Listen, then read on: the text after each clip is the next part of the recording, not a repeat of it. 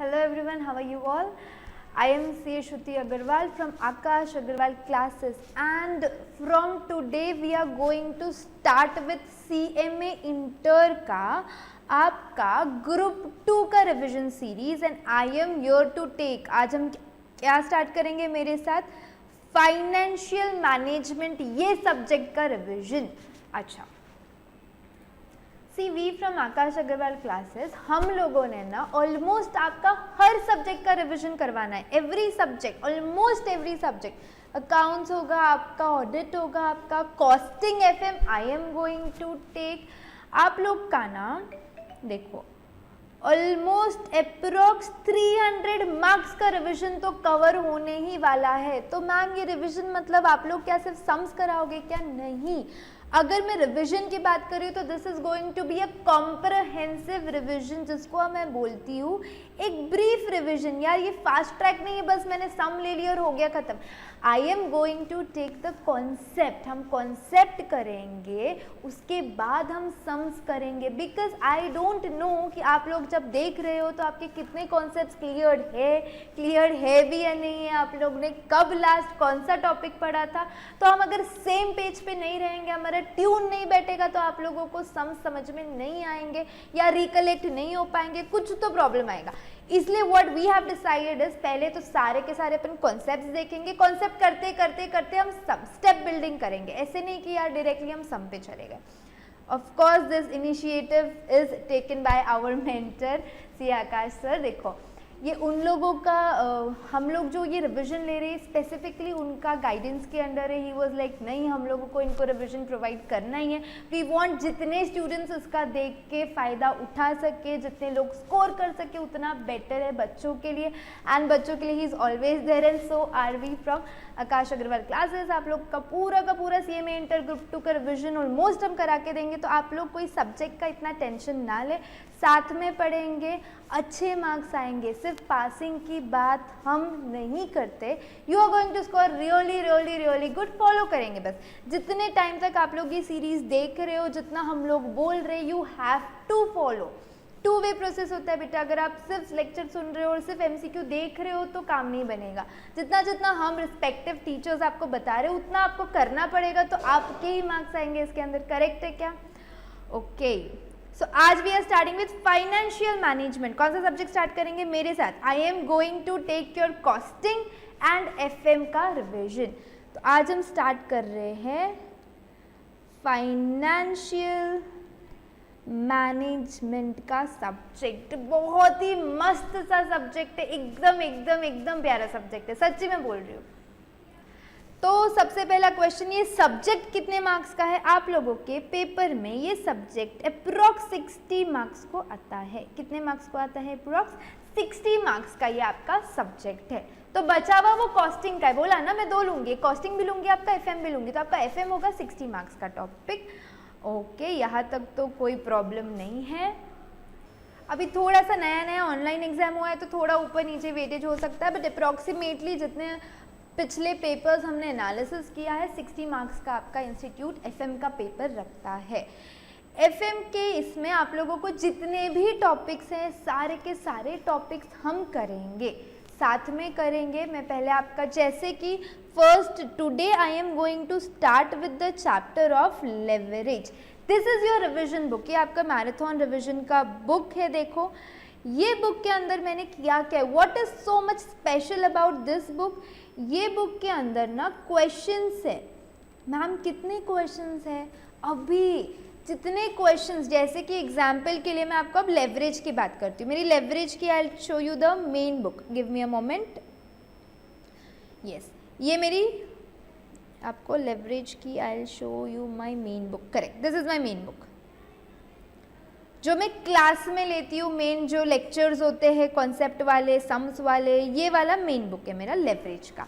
ठीक है, इसके अंदर मैंने तब लेक्चर्स के अंदर कितने सम लिए थे, मैं आपको सिर्फ ब्रीफिंग दिखा रही हूँ कि कैसा हमारा ये रिविजन चलेगा, सो दैट आपको भी क्लैरिटी मिलेगी। देखो कितने सम है? 21। कितने सम है? ये मेरी मेन लेक्चर वाली बुक है जिसके अंदर मैंने तब 21 सम्स लिए थे। ठीक है, और अभी आपकी रिविजन बुक देखोगे ना, see this is your revision book जिसमें से अपन सारे के सारे सीरीज अभी कवर करेंगे एफएम का सारे चैप्टर्स। तो इसके अंदर मैंने डाले हैं क्वेश्चन दिखाती हूँ ना आपको प्रूफ के साथ, बोलूँगी नहीं सिर्फ 7 क्वेश्चन यानी कि 1/3 सम।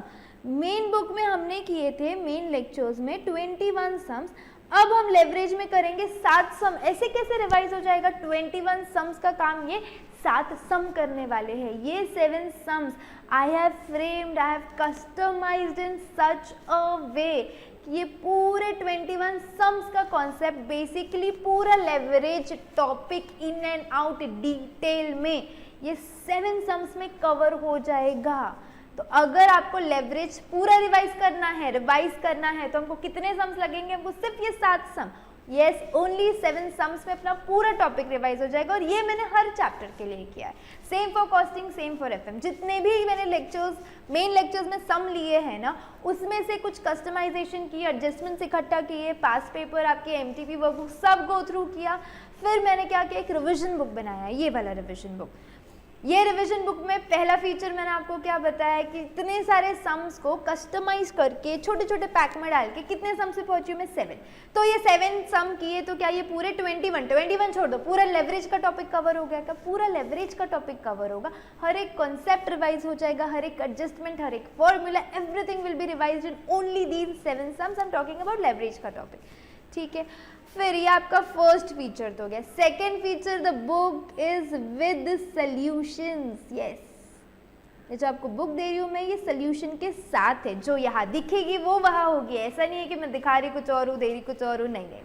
आपको यहाँ पे जो बुक दिखेगा ना, दिख रहा है यहाँ पे, मैं आपको अच्छे से बताती हूँ। फॉर एग्जाम्पल देखो क्वेश्चन नंबर 3, 4, 5, कोई भी क्वेश्चन देख लो। देखो ये क्वेश्चन है, यहाँ पे ही उसका सॉल्व सोल्यूशन है। सिर्फ अपन ने ऐसे ही नहीं लिख दिया हाँ EBIT 5 है, हाँ डॉल 5 यानी कि डिग्री ऑफ ऑपरेटिंग लेवरेज 3 है, नहीं।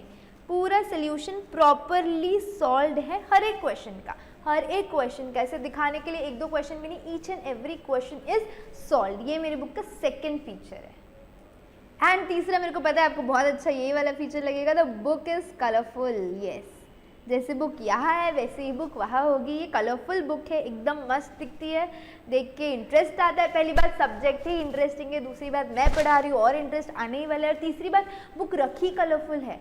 कलरफुल बुक रखी है तो हमको देख के अच्छा लगता है ना। देखो क्वेश्चन का एक स्टैंडर्ड कलर है, फिर जो भी रिक्वायरमेंट है क्वेश्चन की, क्यों ऐसे अलग अलग रखा है? पूरा क्वेश्चन एक में रख सकते थे बेटा, ऐसे कलर नहीं डाले, वो मेरे को अच्छा लग रहा था इसलिए। अभी अगर ये कलर डाला है तो उसका एक रीज़न है कि जब आप क्वेश्चन पढ़ोगे ना, हाँ ठीक है क्वेश्चन पढ़ ली, क्वेश्चन पूछ क्या रहा है, तो इतनी सारी बात कर रहा है यहाँ से लेके यहाँ तक, अल्टीमेटली क्वेश्चन को चाहिए क्या तुमसे?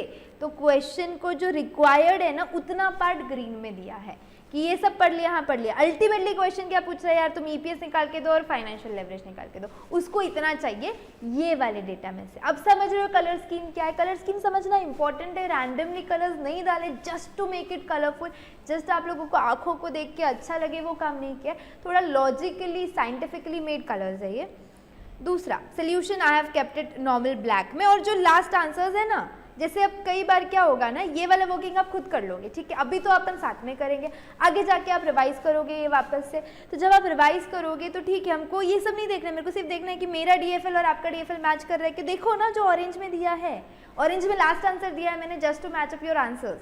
करेक्ट, सही लगा ना कॉन्सेप्ट? I know. चलो तो अभी अपन टॉपिक स्टार्ट करें। फिर leverage is one of the, क्या बोलते हैं, वेरी क्यूटेस्ट छोटा सा टॉपिक और इम्पॉर्टेंट टॉपिक है। Leverage is one of the important में, जितना क्यूट, जितना छोटा सा टॉपिक है, जितना इजी टॉपिक है, उतना ही इम्पॉर्टेंट टॉपिक है। ये कंपल्सरीली ऑलमोस्ट हर अटेम्प्ट में आया है, ये ईच एंड एवरी अटेम्प्ट में आया हुआ है। इंस्टीट्यूट के हिसाब से ये चैप्टर बहुत इंपॉर्टेंट माना जाता है, और इंस्टीट्यूट इंपॉर्टेंट मान रहा है तो हमको तो उसको इंपॉर्टेंट मानना ही है, उसमें कोई भी डाउट नहीं है। करेक्ट। इस पे जाने से पहले हम थोड़ा पेपर पैटर्न डिस्कस कर लें मैम, फिर हमको समझेगा ना FM कैसे पढ़ेंगे, क्या करेंगे। चलो ठीक है, आपको मैं एक रफ में पेपर पैटर्न भी बता देती हूँ। ये देखो, एफएम का पेपर, मैं अभी ये अपने ऑनलाइन की नहीं बात कर रही, जो ऑफलाइन पेपर्स कंडक्ट हुए हैं, मतलब I am talking about December 17, December 18, December 19, June 17, June 18, June 19, ये 6 पेपर के एनालिसिस के हिसाब से मैं आपसे बात कर रही हूँ, ठीक है। आपका जो क्वेश्चन नंबर 6 होता है वो प्योरली ऑब्जेक्टिव्स होता है। क्या होता है? प्योरली ऑब्जेक्टिव्स होता है, 14 मार्क्स का क्वेश्चन आता है वो, ठीक है।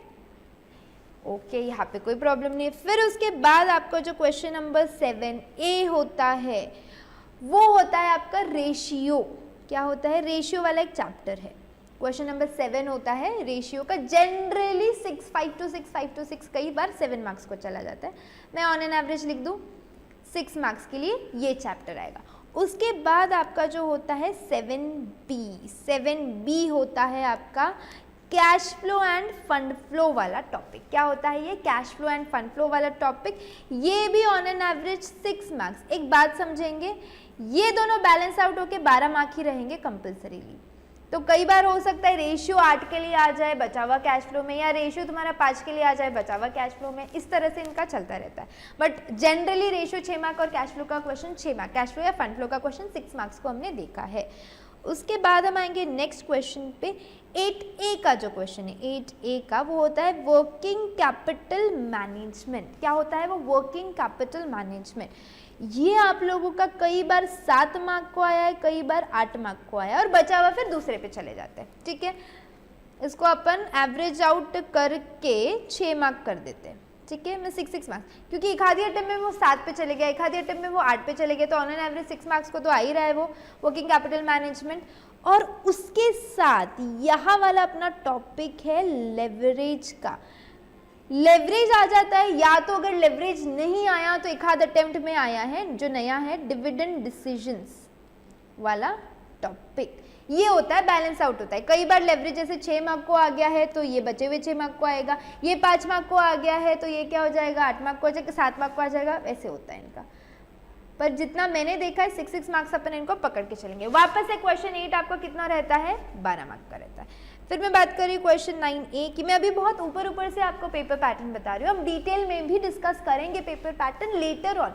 मतलब कौन से टाइप के सम्स आ रहे हैं, जैसे वर्किंग कैपिटल मैनेजमेंट में किस टाइप के सम आते हैं, रेशियो में जनरली क्या पूछा जा रहा है, बैलेंस शीट वाले सम पूछे जा रहे हैं या नॉन बैलेंस शीट वाले सम, लेवरेज में क्या पूछा जा रहा है, वो मैं चैप्टर्स के साथ धीरे धीरे और अलग से अपन एक पेपर पैटर्न पे डिस्कशन लेटर ऑन करेंगे कभी। अभी जो है मैं आपको सिर्फ ऊपर से पैटर्न बता रही हूँ ताकि आपको समझे कि हम जो सब्जेक्ट आज स्टार्ट कर रहे हैं ना वो दिखता कैसे है पेपर में आने के बाद। 9A में आता है कॉस्ट ऑफ कैपिटल या capital structure. Cost of capital आता है या कैपिटल स्ट्रक्चर आता है। अगेन ये 5 to 6 मार्क्स के लिए होता है, 5 to 6 मार्क्स। कई बार ये 5 मार्क के लिए भी आया है। और आपका 9B में आता है कैपिटल बजटिंग, जिसको इन्वेस्टमेंट डिसीजंस भी बोला जाता है।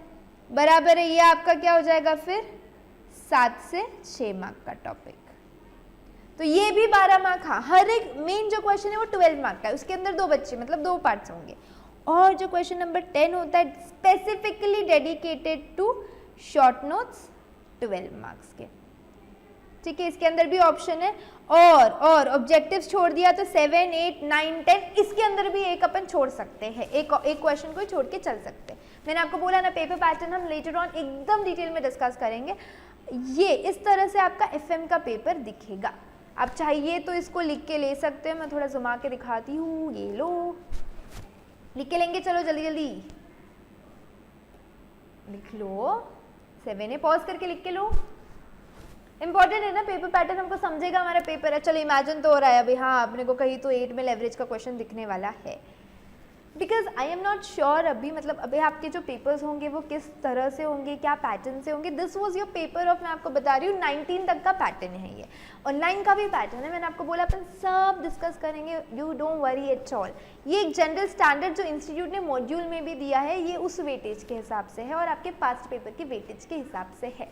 फिर बाद में पकड़ के डांटना नहीं यार मैम आपने ये बोला था ये हो गया। बेटा अभी थोड़ा सा करंट सिनेरियो ऐसे चल रहा है कि थोड़ा मार्क्स ऊपर नीचे हो सकता है ऑनलाइन ऑफलाइन वो सब के चक्कर में, लेकिन अपन स्टैंडर्ड जितने 6-7 पेपर्स मैंने देखे हैं उस हिसाब से चलेंगे अपन, ठीक है। मतलब 2016 के सिलेबस पे जितने भी पेपर्स हुए उसके हिसाब से ये फाइनल कंक्लूडेड है, ठीक है। ओके, अब हम हमारे टॉपिक पे आए कि नहीं आए, लेवरेज पे आए हम लोग, ओके। फिर हमको अब समझ गया है लेवरेज कितने मार्क्स को है, लेवरेज 6 मार्क का टॉपिक है। कितने मार्क का टॉपिक है लेवरेज हमारा, 6 मार्क्स का टॉपिक है। तो सबसे पहले हेडिंग देंगे आप लेवरेज और वहाँ पे लिखेंगे, सब लोग लिखेंगे, नहीं लिखोगे तो फिर 6 मार्क चाहिए ना, लिखो। ये आपका 1 सेकेंड 6 मार्क्स का टॉपिक है। तो कितना इंपॉर्टेंट है, बहुत इंपॉर्टेंट है ना, कंपल्सरी 6 मार्क को आता है। और आपको एक अगर बात बताऊं मैं, तो जो आपका ऑनलाइन पेपर हुआ था रिसेंट में CMA इंटर का, जो अभी रिसेंट ऑनलाइन पेपर हुआ था, ये दिसंबर 20 का टाइम जो थोड़ा पोस्टपोन हो गया था, ऑनलाइन जो पेपर हुआ था, मैं उसकी बात कर रही हूँ। उसके अंदर लेवरेज आया था 12 मार्क के लिए, वो 2 जगह पे आ गया था, 2 जगह पे। एक ऑब्जेक्टिव, मतलब ऑब्जेक्टिव नहीं, लेकिन एक 2 मार्क के 3 क्वेश्चन पूछ लिया था उसने लेवरेज का 6 मार्क, और अलग से एक 6 मार्क का प्योर क्वेश्चन था। तो लेवरेज उस अटेम्प्ट में, दैट इज एन एक्सेप्शन ना, ऐसे मत समझो कि हर अटेम्प्ट में आएगा ही। लेट्स से वो अटेम्प्ट में आ गया था 12 मार्क के लिए। कितने मार्क के लिए आया था, 12 मार्क के लिए, ठीक है। तो आप समझ रहे हो चैप्टर का इंपॉर्टेंस, कभी भी कुछ भी हो सकता है, ठीक है। अब what is the meaning of leverage, मैंने आपको बताया है कि अपन डायरेक्टली सम पे जंप करेंगे क्या, ना बच्चा, अपन पहले सारे कॉन्सेप्ट करेंगे। तो फटाफट से सब लोग एक नोटबुक ले लेंगे, आपको मेरे साथ उतने कॉन्सेप्ट तो लिखने ही पड़ेंगे। तो सब लोग एक नोटबुक ले लो, हम लोग लेवरेज को समझेंगे, उसके टाइप्स को समझेंगे, 1-2 रफ में कैलकुलेशंस करेंगे, फिर हम लोग सम पे जाएंगे। चलो नोटबुक लो, इधर उधर मत लिखो पेजेस पे, वो चितड़े बाद में कहाँ कौन ढूंढेगा, लो एक चुपचाप से। हेडिंग देंगे आप लोग, लिए क्या, leverage is a topic of 6 marks. मैं इंस्टीट्यूट के वेटेज के हिसाब से चल रही हूँ, जो रिसेंट में पेपर आया है वो एक्सेप्शनली 12 को था, पर अपन 6 मार्क के हिसाब से चलेंगे। उससे ज़्यादा आ गया था हमारी लॉटरी, बोनस है हमारे लिए, ठीक है। ओके, समझ गए मैम, लिख दिया हमने लेवरेज, 6 मार्क का टॉपिक है। अभी आप हमको बताएंगे लेवरेज का मतलब क्या होता है। लेवरेज का मतलब मस्त वाला बताओ मैं, फायदा उठाना होता है। आई am not so much good at my Hindi, तो थोड़ा सा वो जो दिख रहा है उसका मतलब है, इंग्लिश में लिख दूँ, हाँ ये अच्छा दिखता है ना, राइटिंग अच्छी है इधर, हिंदी की थोड़ी सी not so used to. Leverage का मतलब होता है फ़ायदा उठाना। देख के सुन के अच्छा इंटरेस्टिंग लग रहा है ना। अभी किसका फ़ायदा उठाना है हमको, जो तुम सोच रहे हो वो वाला नहीं, जो तुम सोच रहे हो वो वाला नहीं, मैं एक नई सोच दे रही हूँ आपको। फ़ायदा उठाना अलग अलग टाइप के होते हैं, तुम जो टाइप का फ़ायदा उठाने की बात कर रही हो शिशी वो नहीं। अभी हम ना अपने फाइनेंशियल स्टेटमेंट का, हमारे जो फिगर्स है, कौन से फिगर्स, नंबर वाले फिगर्स जो हम लिखेंगे, जो हमारा सेल्स है, जो हमारा प्रॉफिट है, जो हमारा फिक्स्ड कॉस्ट है, इन सब का फ़ायदा उठाएंगे बिजनेस में। अब समझ रहे हो मेरा टर्म, अभी समझा अपना वो फ़ायदा उठाने वाला, थोड़ा इक्वेशन मैच नहीं कर रहा था। हमको हमारे बिजनेस का जो फाइनेंशियल स्टेटमेंट है, जो हमारा P&L है, उसका फ़ायदा उठाना है बिजनेस के ही लिए। अच्छा, तो लेवरेज का मतलब होता है कि हमको सिचुएशन को सही तरीके से यूज़ करना है। समझ रहे हो क्या करना है, सिचुएशन को सही तरीके से यूज़ करना है। ओके, ये बात हम समझ गए। आगे बताएंगे, आगे लेवरेज के आप लोग लिख रहे हो, लिखना है, सब लिखना है, ईच एंड एवरीथिंग। फिर मैं आपको बताती हूँ ना कैसे कैसे फ़ायदा उठाएंगे। आप लिख तो लो पहले ये बात, लिखे, डन, ओके। अब हमारे पास लेवरेज होते हैं 3 टाइप्स के, यानी कि मैं जब भी टाइप्स बोलती हूँ ना, मैं उनके बच्चे बना देती हूँ, मतलब ऐसे कि उसके 3 बच्चे 2 बच्चे, तो आपको आगे वो रेफरेंस के लिए समझ जाएगा। अब लेवरेज के कितने बच्चे होते हैं, लेवरेज के 3 बच्चे होते हैं। कितने बच्चे होते हैं, 3। पहले का नाम है डॉल, लड़की हुई है क्या, होगी भी, डॉल नाम है, एकदम मस्त नाम है। अब अच्छा लग रहा है, अच्छे अच्छे वर्ड सुनने में आ रहे हैं, फ़ायदा उठाना, फिर डॉल, ओ माय गॉड। फिर होता है DFL और फिर होता है DCL। ऐसे 3 बच्चों के नाम है उसके, क्या है, डॉल, DFL, DCL। क्या नाम है, डॉल, DFL, DCL। अब हम बता दें, डॉल का फुल फॉर्म है डिग्री ऑफ ऑपरेटिंग लेवरेज। समझ गए हो अभी, वो जो डॉल आपको एकदम दिख रही थी, डॉल्ड अप, उसका नाम है डिग्री ऑफ ऑपरेटिंग लेवरेज। कई बार होता है ना, जैसे बड़ा सा नाम होता है और फिर हम उसको प्यार से छोटा सा नाम से बुलाते हैं, करेक्ट, ये वही है। डिग्री ऑफ ऑपरेटिंग लेवरेज को हम क्या बोलेंगे? डॉल बोलेंगे। लाइकवाइज DFL को हम क्या बोलेंगे? डिग्री ऑफ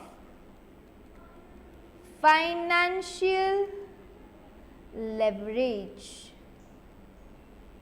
और फिर आपका जो DCL है, DCL, उसको हम क्या बोलेंगे? Come on, degree of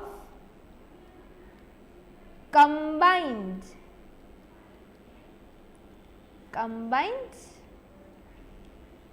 leverage. समझ रहे हो? तो ये जो लेवरेज है, ये जो फायदा उठाना है, वो 3 टाइप का फायदा हो सकता है। बेसिकली 4 टाइप का फायदा। एक अपना एकेडमिक्स में नहीं आता है, एक जो तुम सोच रहे हो तुम्हारे दिमाग में। हमारे सिलेबस में कितने टाइप के फायदा उठाना है? 3 टाइप के फायदा उठाना है। एक होता है ऑपरेटिंग लेवरेज, जिसको हम बोलते हैं डॉल। दूसरा होता है finance, you have to repeat with me, मैं चौथी बार बोल रही हूँ, मैं क्यों बोल रही हूँ तुम्हारे में दिमाग में जाए इसलिए ना, मेरे को तो पता है। से इट विद मी। पहला होगा doll, degree of operating leverage. दूसरा होगा डिग्री ऑफ फाइनेंशियल लेवरेज, जिसको मैं आज से और तुम भी आज से क्या पुकारेंगे? DFL। और फिर थर्ड आएगा डिग्री ऑफ कंबाइंड लेवरेज, जिसको हम क्या बोलेंगे? DCL। चलो, सबका नामकरण कर दिया तीनों बच्चों का? हाँ, कर दिया। अब एक एक का फॉर्मूला देखने से पहले, एक इनकम स्टेटमेंट होता है पूरे FM में वो इनकम स्टेटमेंट के इर्द गिर्द ही आपके सम्स घूमते हैं। मतलब वो इनकम स्टेटमेंट इज लाइक सन, फिर उसके अराउंड रिवॉल्विंग आपके सम्स घूमेंगे। वो income statement is very important. कोई भी चीज उसमें से निकल आती है, आप कहीं पे भी स्टक हो जाते हो ना, तो यार वो इनकम स्टेटमेंट याद करोगे तो कुछ ना कुछ क्लू मिलेगा, हिंट मिलेगा, फिगर मिलेगा, कुछ तो मिल ही जाएगा उसमें से। ठीक है, it's like Doraemon, you will get a solution over there. Okay, तो हम पहले इनकम स्टेटमेंट समझे? हाँ, समझते हैं। तो आप लिखेंगे यहाँ पे इनकम स्टेटमेंट। लिख दिया इनकम स्टेटमेंट? ओके, लिख दिया। फिर सबसे पहले इनकम स्टेटमेंट के अंदर क्या आता है? सेल्स आता है। एवरीवन, सबसे पहले इनकम स्टेटमेंट में क्या आता है? सेल्स आता है। सेल्स में से हम हटाते हैं variable cost. What do you mean by variable cost? पहली बात, FM के अंदर वेरिएबल कॉस्ट खुद मेंशन्ड रहेगा ये चैप्टर में कि ये आपका वेरिएबल कॉस्ट है, या इतना आपका वेरिएबल कॉस्ट है, इतना परसेंटेज वेरिएबल कॉस्ट है। कॉस्टिंग का दिमाग कॉस्टिंग में लगाना है, FM का दिमाग FM में लगाना है। कॉस्टिंग में तुमको रिकग्नाइज करना होता है कि कौन सा वेरिएबल कॉस्ट है। ठीक है, मैं फिर भी कॉस्टिंग में तो हम डिटेल में करेंगे, मैं आपको बता देती हूँ वेरिएबल कॉस्ट का मतलब क्या है। ऐसा कॉस्ट जो प्रोडक्ट्स के साथ वेरी होता है। For example, number of books I have to print, जितने स्टूडेंट्स के एडमिशन रहेंगे उतने मैं बुक्स प्रिंट करूँगी। करेक्ट है, अगर 100 रहे तो 100, 500 रहे तो 500, ये वेरिएबल कॉस्ट है। फिक्स्ड कॉस्ट क्या है? Example, rent. एडमिशन 10 रहो, 500 रहो, 1000 रहो, मेरे को रेंट तो पूरा देना है, that is a fixed cost. मैंने इन शॉर्ट एक भी एक्सप्लेन किया आपको, अपन कॉस्टिंग में डिटेल में देखेंगे। तो हम सेल्स में से वेरिएबल कॉस्ट हटा देते हैं तो हमको एक चीज़ मिलती है जिसको हम बोलते हैं कंट्रीब्यूशन। क्या बोलते हैं हम उसको? कंट्रीब्यूशन। करेक्ट? हाँ, करेक्ट। अब कंट्रीब्यूशन में से हम हटाएंगे फिक्स्ड कॉस्ट को। क्या करेंगे हम? फिक्स्ड कॉस्ट को हटा देंगे। फिर हमको वापस से एक चीज़ मिलती है जिसको हम बोलते हैं EBIT। क्या बोलते हैं हम इसको? EBIT। क्या मतलब है EBIT का? Earnings before interest and tax. चलो एक सेकेंड, ये आपका लेवरेज है, ये आपका इनकम स्टेटमेंट या प्रॉफिटेबिलिटी स्टेटमेंट है। ठीक है, देखो सबसे पहले मैंने आपको क्या बताया, एक होगा सेल्स। सेल्स में से हम क्या करेंगे? वेरिएबल कॉस्ट को हटा देंगे। फिर हमारे पास क्या आ जाएगा? कंट्रीब्यूशन। कंट्रीब्यूशन में से हम फिक्स्ड कॉस्ट को हटाएंगे तो हमारे पास क्या आ जाता है? इसको बोला जाता है ऑपरेटिंग प्रॉफिट या EBIT। EBIT stands for earning before interest and tax. क्या मतलब होता है उसका? Earnings before interest and tax. Clear हो गया इधर तक? पक्का? ओके। उसके बाद हम इसमें से हटाते हैं एक फिगर जिसका नाम है इंटरेस्ट। इंटरेस्ट मतलब क्या? आपने जो लोन लिया है, जो आपका डेट है, उसको आपको पैसा देना पड़ेगा ना, इंटरेस्ट। फिर वो इंटरेस्ट हम हटाते हैं। चलो ठीक है, इंटरेस्ट भी हटा दिया है। फिर हम उसको क्या पुकारेंगे जो वापस से पैदा हो रहा है?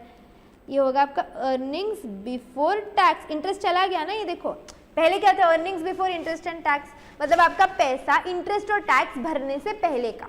फिर मैंने क्या किया, उसमें से इंटरेस्ट भर दिया। फिर मेरे पास कौन सा पैसा बचा है, अर्निंग्स बिफोर टैक्सेस। क्या बचा है ये, अर्निंग्स बिफोर टैक्सेस। फिर इसमें से हम हटाएंगे कुछ, क्या हटाएंगे हम वापस से, इसमें से हम हटाएंगे टैक्सेस। क्या हटाएंगे हम, टैक्सेस। फिर हमारे पास क्या बचेगा, फिर जो बचता है उसको बोला जाता है अर्निंग्स आफ्टर टैक्सेस। क्या बोला जाता है उसको, अर्निंग्स। देखो पहले अर्निंग बिफोर टैक्स था, 5 था, उसमें का 1 मैंने टैक्स दे दिया, तो ये 4 क्या बच रहा है, अर्निंग्स आफ्टर टैक्सेस। क्लियर, ठीक है। फिर हमने ये वाला पार्ट में देखो, अभी आपको मेरा सिखाना बाकी है ना, तो आप लोग सिर्फ अभी इनकम स्टेटमेंट को देखेंगे। थोड़ा सा मूव हो गया ना, 1 मिनट दो मेरे को, हाँ चलो नेक्स्ट।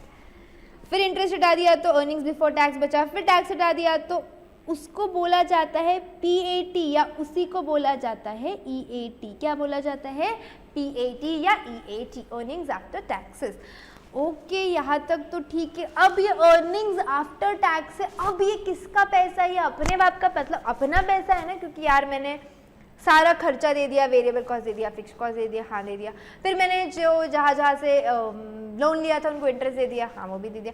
फिर मैंने गवर्नमेंट को टैक्स भी तो दे दिया, हाँ वो भी दे दिया। फिर अब ये पैसा हमारा हुआ, अभी ये पैसे में हम कुछ भी करें क्या, नहीं, ये पैसा अभी तक अपना नहीं हुआ है बेटा। कंपनी की बात चल रही, कंपनी में कोई पैसा अपना नहीं होता है। पहली बात, कंपनी का पैसा शेयर होल्डर का पैसा होता है, राइट, ओके।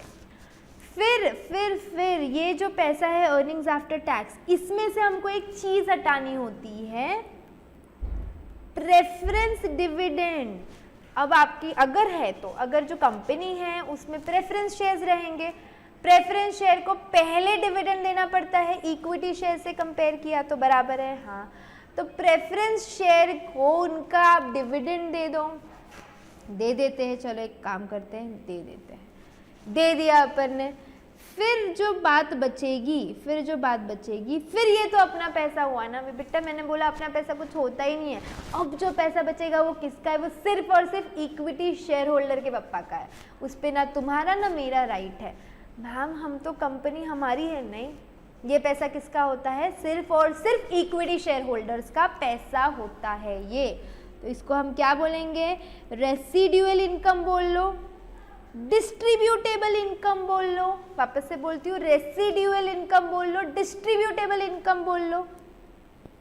अब ये पैसा किसके पापा का है, ये सिर्फ और सिर्फ इक्विटी शेयर होल्डर्स के पापा का है। फिर हम देख लेंगे, ये अपना इनकम स्टेटमेंट यहाँ खत्म होगा। फिर हम देखेंगे ना कि अर्निंग पर शेयर कितना हुआ, ये अर्निंग्स जो है सारे शेयर होल्डर का मिलाकर है। एक शेयर के पीछे कितना कमा दिया ये कंपनी ने, ये तो देख लो। अब चलो अपन एक काम करते हैं, अपने को समझ गया पैसा अपना नहीं, अभी अपन इक्विटी शेयर होल्डर के रोल में शिफ्ट हो जाते हैं।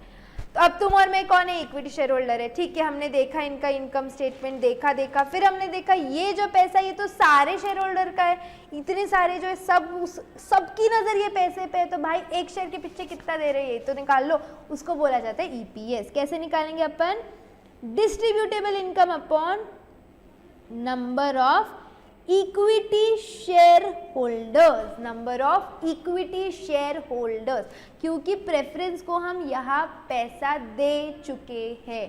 तो अब ये पैसा किसका है, सिर्फ और सिर्फ इक्विटी शेयर होल्डर्स के पापा का है, ना तुम्हारा ना मेरा, बराबर है। फिर हम क्या निकालेंगे कि एक शेयर के पीछे कितना कमाया कंपनी ने, क्यों, ये कंपनी को देखना है ना, इसलिए। यहाँ तक अपने को इनकम स्टेटमेंट क्लियर हो गया कि आपने साइमल्टेनियसली लिखा या नहीं लिखा, आई एम नॉट श्योर। मैं एक बार आपको फिर भी स्क्रीन दिखा देती हूँ, आप नोट डाउन कर लेंगे। पॉज करो, नोट डाउन करो, आगे बढ़ो। डन, यस हो गया। अब अच्छे से समझ आ गया income statement, I am very sure समझ आया ही होगा। कैसा लग रहा है, मजा आ रही है टॉपिक में? अरे लेवरेज बहुत क्यूट टॉपिक है, बोला ना मैंने, इसे इतना मस्त से चौबी ऐसे कहाँ मार्क्स मिल जाएंगे समझेगा नहीं, कहाँ चैप्टर खत्म हो जाएगा समझेगा नहीं आप लोगों को, ठीक है। ये हमने देख लिया। देखो यही है प्रेफरेंस डिविडेंड, इफ एनी, उसको दे देंगे। फिर जो पैसा बचेगा उसको हम क्या बोलेंगे, मैं जुमा के दिखाती हूँ आपको, जुमा के, net earnings available to equity share holders, बराबर है, ये सिर्फ उनका पैसा है, इक्विटी शेयर से डिवाइड कर लो तो अपने को क्या मिल जाएगा, अर्निंग्स पर शेयर मिल जाएगा। करेक्ट, ये आपका इक्विटी स्टेटमेंट हो गया। फिर हमने एनालिसिस ऑफ लेवरेज में देखा था, 3 टाइप के लेवरेज है, ऑपरेटिंग लेवरेज दिख रहा है, फाइनेंशियल लेवरेज और कंबाइंड लेवरेज, ठीक है। ठीक है, ठीक है। अब ऑपरेटिंग लेवरेज का फॉर्मूला से अपन काम करना क्या करेंगे, स्टार्ट करेंगे। ठीक है, स्टार्ट करते हैं। तो ऑपरेटिंग लेवरेज का मतलब क्या होता है, what do you mean by operating leverage? Basically अपने को इसके अंदर ये देखना है कि अपन कितना अपने फिक्स्ड कॉस्ट का फायदा उठा सकते हैं। फिक्स्ड कॉस्ट का जितना ज़्यादा आपका फिक्स्ड कॉस्ट रहेगा उतना ज़्यादा आपका लेवरेज रहेगा। इस ज़्यादा फिक्स्ड कॉस्ट, इसका मतलब क्या होता है कि तुमको ज़्यादा सेल करना पड़ेगा वो फिक्स्ड कॉस्ट को कवर करने के लिए। तो ऑपरेटिंग लेवरेज के दो फॉर्मूला होते हैं, अपन फॉर्मूला लिखते हुए चलेंगे। पहला फॉर्मूला लिखेंगे आप लोग ऑपरेटिंग लेवरेज। ऑपरेटिंग लेवरेज को हमने क्या बोला, हम प्यार से उसको बोलेंगे डॉल। हाँ, डॉल का फॉर्मूला विल बी, पहला फॉर्मूला लिखो everyone on your first formula, contribution upon, लिखेंगे कंट्रीब्यूशन अपॉन EBIT। आपका क्या हो जाता है, पहला फॉर्मूला होता है कंट्रीब्यूशन अपॉन EBIT। क्लियर, लिख लिया सबने ये फॉर्मूला? ठीक है। एक और फॉर्मूला होता है इसका, परसेंटेज चेंज वाला फॉर्मूला, परसेंटेज चेंज। ये फॉर्मूला जनरली अपने को कहाँ लगाना पड़ता है, परसेंटेज चेंज का फॉर्मूला हमको लगाना पड़ता है जब आपको दो लेवल दे दिए हैं, मतलब पिछले साल और अगले साल का डेटा दे दिया हो, तो कितना चेंज हुआ है, क्या हुआ है, कितना चेंज हुआ है। अब मैं चेंज अगर देखो, अगर मैं बोलूँ कि यार मैं ना थोड़ी सी पतली हो गई हूँ, अब तुमको पता ही नहीं ना कि मैं पहले कैसी थी, तो हाउ डू यू नो कि मैं कितनी पतली हो गई हूँ? You need to know. Change वाला फॉर्मूला लगाने के लिए अपने को एक बेस ईयर लगेगा, फिर हम देखेंगे कि ठीक है उस साल इतना था, ये साल इतना है, हाँ चेंज हो गया है। तो ये चेंज वाला फॉर्मूला कब लगेगा, जब आपको 2 ईयर का डेटा दिया है या 2 पीरियड का डेटा दिया हो। 2 पीरियड्स तो लगेंगे ही ना, तभी अपन ये फॉर्मूला लगा सकते हैं। ये उसको समझने का ट्रिक है कि जब 2 पीरियड का डेटा दिया तब ये लगा सकते हैं अपन। ठीक है, ओके। तो इसका फॉर्मूला क्या होगा, percentage change in EBIT upon percentage change in sales. मतलब सेल चेंज होने से आपके EBIT कितना चेंज हो रहा है, ये हो गया आपका सेकंड फॉर्मूला। क्लियर हो गया अपने को डॉल? पक्का लिख लिया है क्या आप लोगों ने? देख लो अच्छे से एक बार, फिर अपन एक सम करते हैं ऑपरेटिंग पे। सब लोग आ जाएंगे हमारे रिवीजन बुक का क्वेश्चन नंबर 1 पे। Everyone on question number 1। देखो, जय एंड कार्ति लिमिटेड सेल्स, ओ कितने बोतल, हमको तो गिनती ही नहीं आ रही है कितने हैं। कॉमर्स से करो। 10 lakh bottles of soda in a year. Each bottle produced has a variable cost of ₹5। मैंने क्या बोला, FM में ये बात नहीं आएगी कि तुम रिकग्नाइज करो कौन सा वेरिएबल कॉस्ट है, कोशिश करके तो नहीं आएगी, खुद बता देंगे वो। एंड सेल्स फॉर ₹10, तो मेरे को सेलिंग प्राइस 10 मिल गया, वेरिएबल कॉस्ट 5 मिल गया है। तो हम अगर इनकम स्टेटमेंट हमारा याद करेंगे, याद करो वो दिन, तो सेल्स में से अगर आप वेरिएबल कॉस्ट हटाओगे तो हमको क्या मिलने वाला है, कंट्रीब्यूशन। तो कंट्रीब्यूशन मिल गया मेरे को 10 में से 5 रुपया। फिक्स्ड ऑपरेटिंग कॉस्ट है 10 लाख का, टोटल में दिया है ये, okay. The company has a debt of 12 lakhs at 10%। ये मेरे को इंटरेस्ट के लिए फिगर्स दिए होंगे। As a cost and management accountant which you are going to be very soon, you are required to calculate। मैंने क्या बोला था, जो लास्ट स्टेटमेंट जो तुमको ढूंढना है उसको मैंने ग्रीन में दे दिया, समझ गए? तो हमको डॉल, अच्छा बाकी के 2 भी ढूंढने हैं, अपन देखेंगे ना, सम के साथ करेंगे। पहले डॉल तो निकाल लो। डॉल निकालने के लिए एक स्टेटमेंट लगता है अपने को। क्या स्टेटमेंट होता है, देखो सबसे पहले डॉल का फॉर्मूला, क्या फॉर्मूला है अभी लिखा हमने, डॉल का फॉर्मूला है मैम कंट्रीब्यूशन अपॉन EBIT। बेटा ये लर्न होना मांगता। आज ठीक है, पहला दिन, पहला लेक्चर है, तो आप लोग लर्न कर रहे हो। पॉज करने का, ऐसे सिचुएशन में इन केस आपको लर्न नहीं है, मैं मान लूँ, तो आप 5 मिनट लेक्चर को पॉज करेंगे, उसको फटाफट से लर्न करेंगे।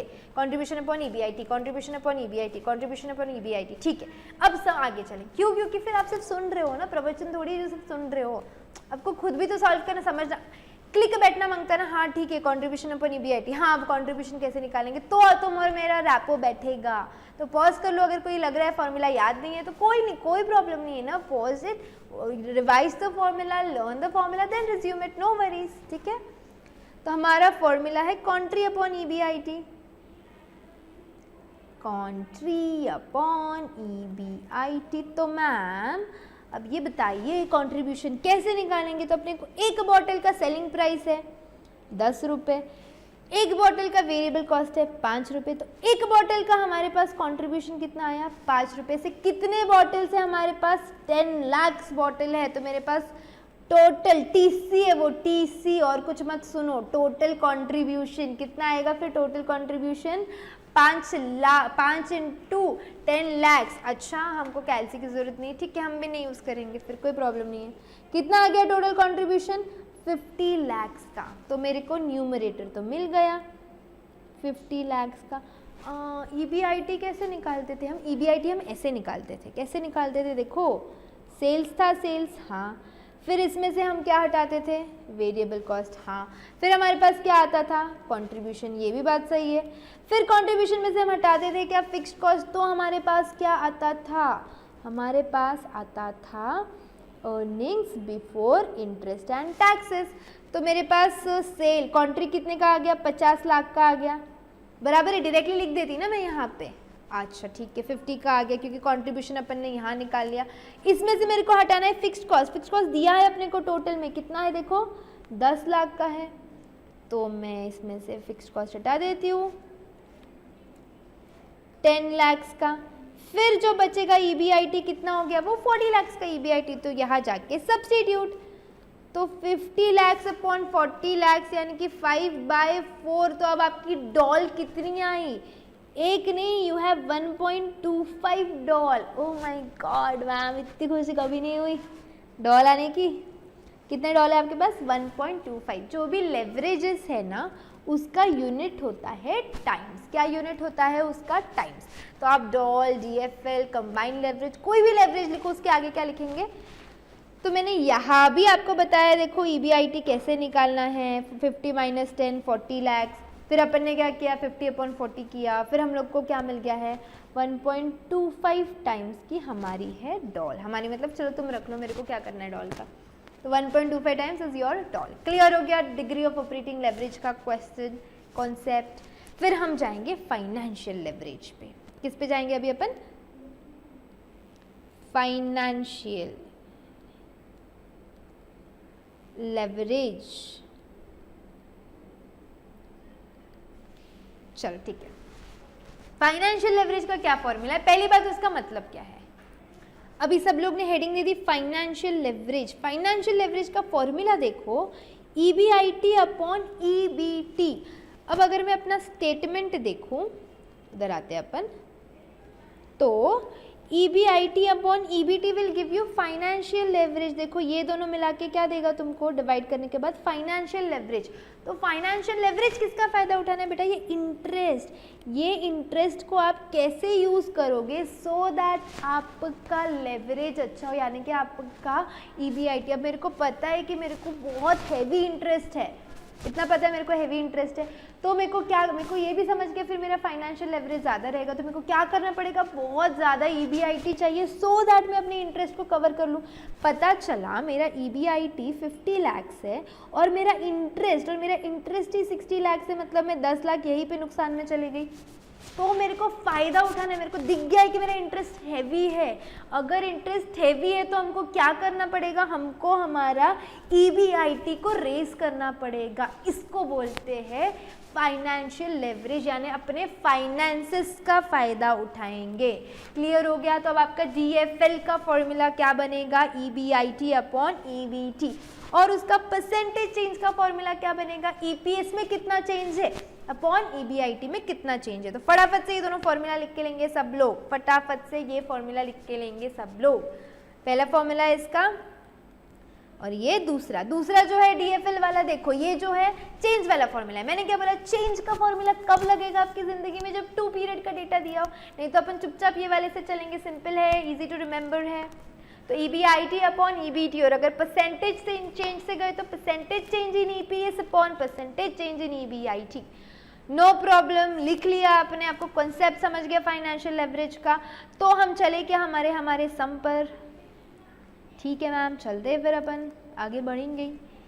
सेम क्वेश्चन में अपन आगे अब हमको निकालना है डिग्री ऑफ फाइनेंशियल लेवरेज। ठीक है, अब मैं यहाँ लिख देती हूँ DFL के लिए मेरा फॉर्मूला क्या था, EBIT अपॉन EBT, करेक्ट है। तो यहाँ पे मेरे पास EBIT तो आ गया, इसमें से मेरे को क्या हटाना पड़ेगा, इंटरेस्ट हटाना पड़ेगा, तब जाके आई विल गेट EBT। तो इंटरेस्ट कितना है, हमको कहाँ दिया इंटरेस्ट, अपने को इंटरेस्ट डायरेक्टली नहीं पर इनडायरेक्टली दिया है ना। 12 लाख का डेट है, 10% है, तो 12 लाख का 10% ले लो। कैलसी पे लेना है कैलसी पे ले लो, कोई बात नहीं, शर्माओ नहीं। एग्जाम में 2+2 से भी अपने को लगता है यार ये सही है या नहीं, हम एक बार चेक कर ले कैलसी पे, तुम कर लो, कोई प्रॉब्लम नहीं। तो 12 लाख का 10% लिया सबने, 120 आया, क्या आया देखो, यहाँ पे भी मैंने वही किया है। EBIT में से 120 हटाया तो मेरे पास आएगा EBT। तो 40 में से हम हटाएंगे 1,20,000, तो 40 में से 120 हटा देंगे, कितना आ रहा है फिर आप लोग का, आ गया फिगर 40 लाख में से 1,20,000 हटाओ, 3880 आ गया सब लोग का 38,80,000। ये हम लोग का क्या आया है, EBT। इतना ही काम है अभी तक, तो इतना ही काम है क्योंकि ये परसेंटेज चेंज वाला तो फॉर्मूला लगेगा नहीं।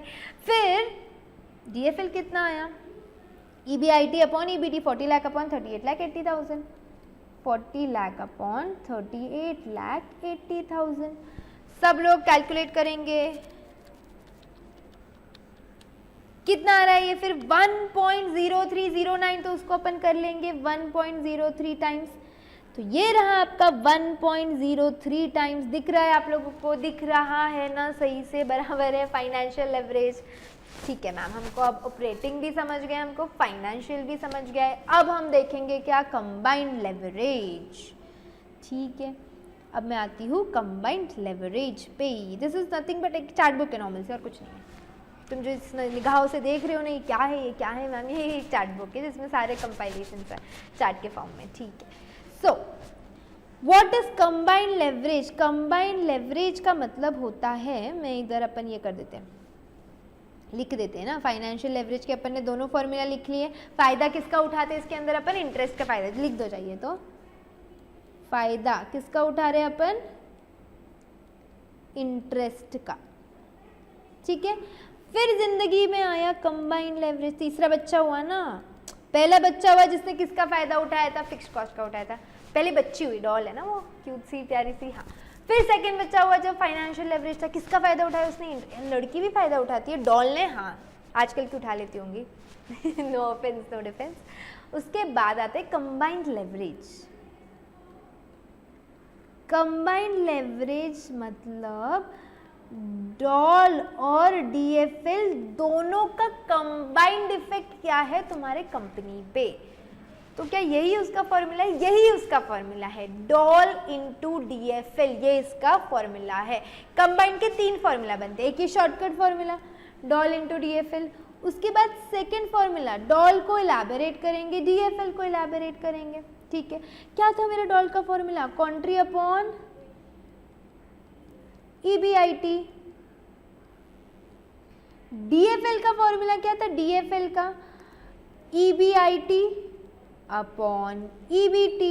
ठीक है, यहाँ तक तो समझ गया है। तो अभी मेरे को लगता है कुछ कट हो रहा है, क्या कट हो रहा है, EBIT और EBIT कट हो रहा है, तो क्या बच रहा है, कॉन्ट्री अपॉन EBT। तो ये किसका फॉर्मूला है, तुम्हारा कंबाइंड लेवरेज का फॉर्मूला। एक और फॉर्मूला, अरे बाप रे, ये भी लर्न करना है। नहीं, आप अगर डॉल लर्न कर लेंगे, आप फाइनेंशियल लेवरेज लर्न कर लेंगे ना, तो आपको कंबाइंड लर्न करने की जरूरत नहीं है। ठीक है, अब मेरे को बताएंगे डॉल का परसेंटेज चेंज का फॉर्मूला क्या था, हमको याद नहीं, हम देख लेते हैं ना, कोई प्रॉब्लम नहीं है। फर्स्ट डे है, थोड़ा टाइम लगेगा याद आने के लिए। तो इसका था percentage change in EBIT upon sales. तो लिख लो percentage change in EBIT upon percentage change in sales, ये डॉल हो गई। फिर DFL का क्या था, DFL का परसेंटेज चेंज इन EPS, याद आ रहा है ना, अभी किया, upon percentage change in EBIT। फिर हम क्या कर लेंगे, हमको दिख रहा है कि ये कट हो रहा है, तो क्या बच क्या रहा है फिर जिंदगी में, परसेंटेज, इसको थोड़ा मोटा करें, हाँ, percentage change in EPS upon percentage change in sales. हमको एक भी फॉर्मूला कंबाइन का लर्न करने की नीड है क्या, नहीं, अपने को डॉल पता है, DFL पता है, तो तुम कंबाइंड लेवरेज निकाल सकते हो। तीनों फॉर्मूला इसी तरह से लिखो तो तुमको याद रहेगा कि वो फिगर्स कट हो जाते हैं। लिखे क्या सब लोग जल्दी जल्दी, टाइम पास नहीं, लिख लिया होगा तो फिर चलते ना आगे, अपने को क्वेश्चन थोड़ी खत्म हुआ है अभी तक। चलो, अब degree of total leverage, total leverage का ही मतलब होता है कंबाइंड लेवरेज, ठीक है। तो एक चीज क्या कर सकते हैं अपन, डायरेक्टली डॉल इनटू DFL कर सकते हैं। देखो सम सॉल्व है, फिर भी मैं कर रही हूँ सिर्फ और सिर्फ तुम्हारे लिए, तुम भी कर लो थोड़ा सा, कैलसी पे तो कर लो। 1.25 इंटू 1.03, देखो I am also using calculator. 1.25 into 1.03, क्या आंसर आ रहा है इसका, सब लोग का आया 1.25, ये था 1.03, कितना आ रहा है 1.2875 अप्रोक्सीमेटली, उसको कर दो 1.29 टाइम्स। या तो तुम सेकेंड वाले मेथड से करो, contri upon EBIT 50 upon 38,80,000 will also give you 1.29 and your question number 1 is complete. इस तरह के क्वेश्चन 6 मार्क के लिए आते हैं। I am not lying. ये operating leverage 2 mark, financial leverage 2 mark और टोटल या कंबाइंड लेवरेज 2 मार्क। इस तरह से ये क्वेश्चन, इस टाइप के क्वेश्चन 6 मार्क्स के लिए आपके पेपर में आते हैं। आपको अभी सारे के सारे लेवरेजेस क्लियर हो गए, सारे कॉन्सेप्ट क्लियर हो गए। अब इसके अलावा कोई छोटे मोटे फॉर्मूला आते रहेंगे तो वो अपन क्वेश्चन के साथ देखते चलते। बेसिकली अपने कॉन्सेप्ट इधर तक थे, इसके आगे now will be moving on to the question. चलो क्वेश्चन नंबर 2 पे जाए अभी, ओके। चलो, the following information are available in respect of Boluram company. क्या कंपनी है, देखो, लाइबिलिटीज, अमाउंट, असेट्स और amount. Equity share capital, retained earnings दिया है, 10% लॉन्ग टर्म डेट दिया है। एक सेकंड रुको, current liabilities, fixed assets, current assets. वहां पर बैलेंस शीट क्यों दी हमको, तो लेवरेज के लिए इनकम स्टेटमेंट लगता है। क्या है मैम, ये बता रही हूँ ना। The company's total asset turnover ratio is 3. ये तो नहीं याद आ रहा है। This is a new ratio. Basically ये जो चीज़ है अपने रेशियो वाले चैप्टर में कवर होती है, उसके 1-2 ऐसे चिटर पिटर रेशियोज ये चैप्टर में आ जाते हैं। तो मैं आपको समझा दूंगी क्या है। हाईलाइट करके रखा है, कुछ तो अलग है, ओके। तो रिविजन बुक है ना, हर सम सेम थोड़ी मिलेगा, हर सम अलग मिलेगा। इनफैक्ट सो दैट ये सारे सम मिला के आपका हर कॉन्सेप्ट कवर हो जाए। हर सम सेम मिलेगा तो फायदा क्या, वो आप मेन लेक्चर्स में देखो, उसमें काफ़ी सिमिलर सम्स मैंने प्रैक्टिस के लिए लिए। It's fixed operating cost is 2 lakh. Fixed operating cost है ये, ठीक है, ये तो हमको पता है इसका use. And it's variable operating cost ratio is 40%। Variable operating cost ratio दिया है, इसका क्या मतलब है वो भी बताती हूँ। इनकम टैक्स रेट दे दिया 50%। Calculate the different types of leverages given that face value of share is 10। मैंने आपको बताया था जो अपने को लास्टली कैलकुलेट करना है उसको मैंने क्या रखा है, ग्रीन में रखा है। अब हमको तो इनकम स्टेटमेंट कहाँ से स्टार्ट करना है वो प्रॉब्लम है, क्योंकि सेल्स की कोई बात ही नहीं की है, फिक्स्ड कॉस्ट दे दिया है, वेरिएबल कॉस्ट की भी कोई बात नहीं की है। हाउ टू प्रोसीड, एक मेरे को टर्नओवर का मतलब तो पता होगा सेल्स से, फिर हमको यहाँ से हिंट मिलनी चाहिए कि ये जो स्टेटमेंट है ना, ये total asset turnover ratio, what is this. तो ना जितने भी फॉर्मूला आ रहे हैं आप सारे के सारे इधर लिख के रखेंगे। अब अपनी जिंदगी में एक नया फॉर्मूला आया है, यहाँ पे ऐसे लिख दो, मिसलेनियस कॉन्सेप्ट या मिसलेनियस फॉर्मूला, जो ये चैप्टर में एक एक करके आएंगे, 4-5 आएंगे, ज़्यादा नहीं। तो पहला अपना क्या है ये, अरे टोटल असेट टर्नओवर रेशियो, ये होता है उसका formula, total asset turnover ratio. यानी कि देखो अपने को कितना दे दिया है, ये 3 दे दिया है, सेल्स अपॉन टोटल असेट्स, ये आपका टोटल असेट टर्नओवर रेशियो है। एक बार मैं ये बार बार अपन फ्लिप कर रहे हैं, इधर उधर हो रहा है, मैं डायरेक्टली इस पे जाती हूँ। लिखेंगे सब लोग, total asset turnover ratio is equal to, अब टोटल एसेट है तो हम भी टोटल एसेट पहले आया तो पहले लिखेंगे क्या, नहीं लिखेंगे। देखो फॉर्मूला अच्छे से समझो, उल्टा होता है, टर्नओवर पीछे आया लेकिन आप टर्नओवर ऊपर लिखेंगे, टोटल एसेट पहले आया पर आप टोटल एसेट नीचे लिखेंगे, समझ गया। तो सेल्स लिखो या टर्नओवर लिखो, वन एंड द सेम, तो सेल्स अपॉन टर्नओवर इनटू 100। अब बताएंगे सेल्स तो हमको नहीं दिया है ना, उसके लिए तो इतनी मगजमारी है। टर्नओवर कितना है नहीं पता, मैंने टर्नओवर लिखा क्या, टोटल असेट, हाँ टोटल असेट तो दिया है बेटा क्योंकि बैलेंस शीट ही दी है अपने को, टोटल लेने का है। टोटल असेट कितना है, 4 लाख है, तो अपन यहाँ पे लिख, अच्छा 4 लाख, ठीक है। ऑलरेडी रेशियो निकाल के दे दिया आप लोगों को, total asset turnover ratio is 3, तो आपका सेल्स नहीं पता, टोटल एसेट है 4 लाख इज इक्वल टू 3, तो ये 4 लाख इधर जाके क्या हो जाएगा, मल्टीप्लाई हो जाएगा, तो आपका सेल्स का वैल्यू कितना हो गया, 4 इंटू 3, 12 लाख के सेल है। कितने हैं आपको, 12 लाख के सेल है। तो अब हम स्टेटमेंट बना सकते हैं क्या, चलो कोशिश करते बना के देखते। सेल्स का फिगर हमको मिल गया है, अब हमको वेरिएबल कॉस्ट नहीं पता है। सेल्स हमने ढूंढ लिया 12 लाख का, ऑपरेटिंग कॉस्ट रेशियो, देखो यहाँ पे दिया है एक word, variable operating cost ratio. ऐसा जब भी दिया रहता है ना, ये परसेंटेज सेल्स का होता है, 40%, कुछ बोला नहीं है, पर ये वेरिएबल ऑपरेटिंग कॉस्ट रेशियो ही जो होता है ना, ये किस पे रहता है, सेल्स पे रहता है।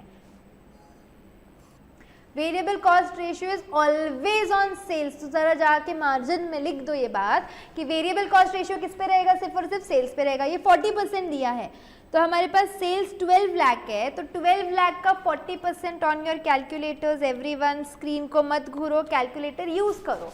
ऑपरेटिंग कॉस्ट कितना है, 4,80,000, तो सेल्स में से ऑपरेटिंग कॉस्ट हटा दिया तो हमारे पास क्या आता है, कंट्रीब्यूशन।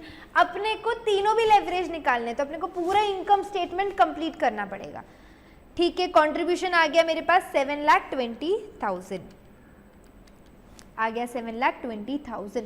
फिर फिक्स कॉस्ट तो खुद ही दे दिया अपने को, 2 लाख का है, तो 7,20,000 में से फिक्स्ड कॉस्ट हटा दो 2 लाख का, तो हमारे पास क्या बचेगा, EBIT रहेगा 5,20,000 का। आ गया सबके पास EBIT 520 का आ गया है, ठीक है। EBIT में से क्या हटाते हैं, अपना इनकम स्टेटमेंट याद करो, ऐसे आग बंद की तो इनकम स्टेटमेंट दिखना चमकता, हम क्या हटाते हैं EBIT से, हम इंटरेस्ट हटाते हैं।